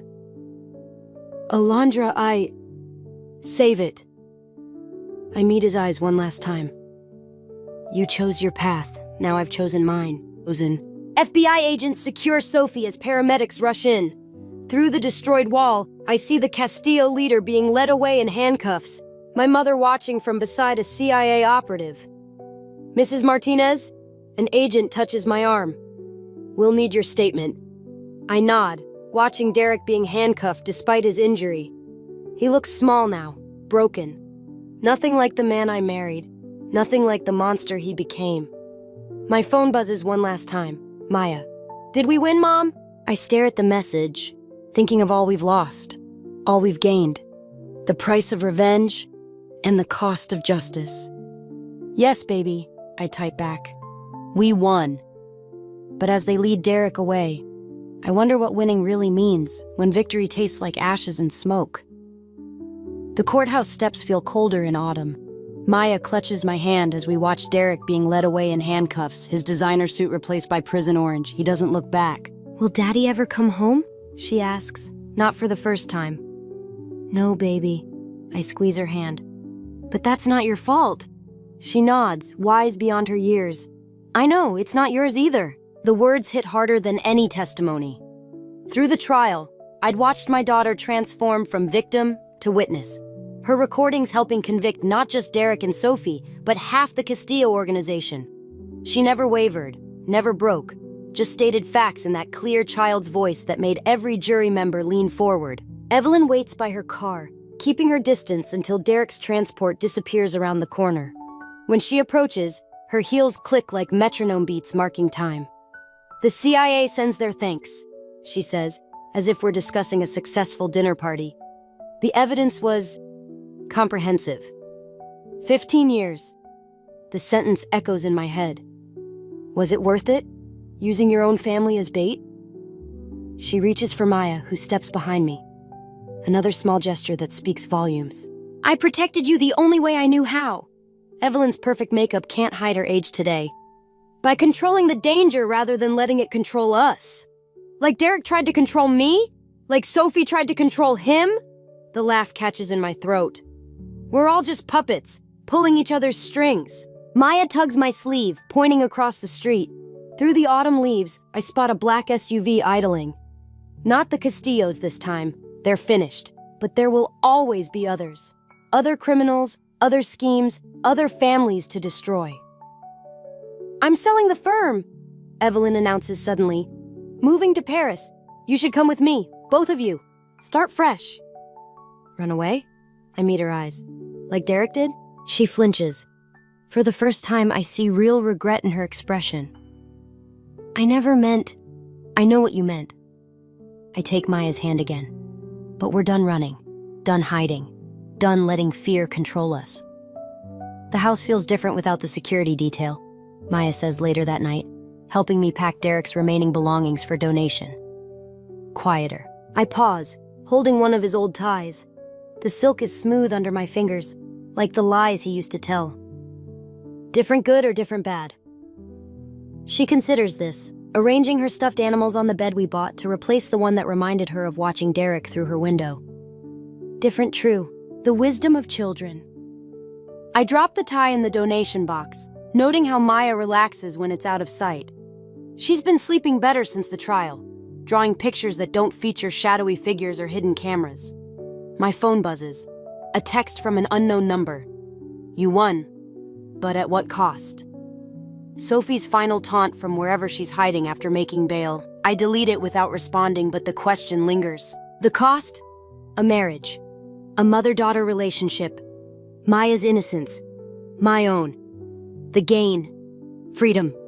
Truth. A daughter who knows her strength. A mother who finally understands her own. Mom? Maya holds up Derek's old watch. My anniversary gift to him. Can we burn this one? I should say no. Should teach her about forgiveness, about rising above revenge. Instead, I grab the lighter fluid from the garage. We build a small fire in the backyard fire pit, watching as the watch face melts and warps. Maya adds the tie I couldn't donate. I throw in my wedding ring. Is this wrong? She asks, watching the flames consume our past. Maybe. I pull her close. But sometimes wrong feels right, and right feels wrong, and all we can do is choose our own path. She nods, understanding more than I did at twice her age. Like choosing to help the CIA instead of running away? Like choosing to be strong instead of safe? The fire crackles, sending sparks into the night sky. Somewhere out there, Evelyn is planning her escape to Paris. Derek is starting his prison sentence. Sophie is plotting her next move. But here, in this moment, Maya and I are choosing something different. Not revenge, not justice, just truth, in all its messy, complicated glory. The truth about strength, about family, about the fine line between protection and control. And maybe that's the greatest revenge of all.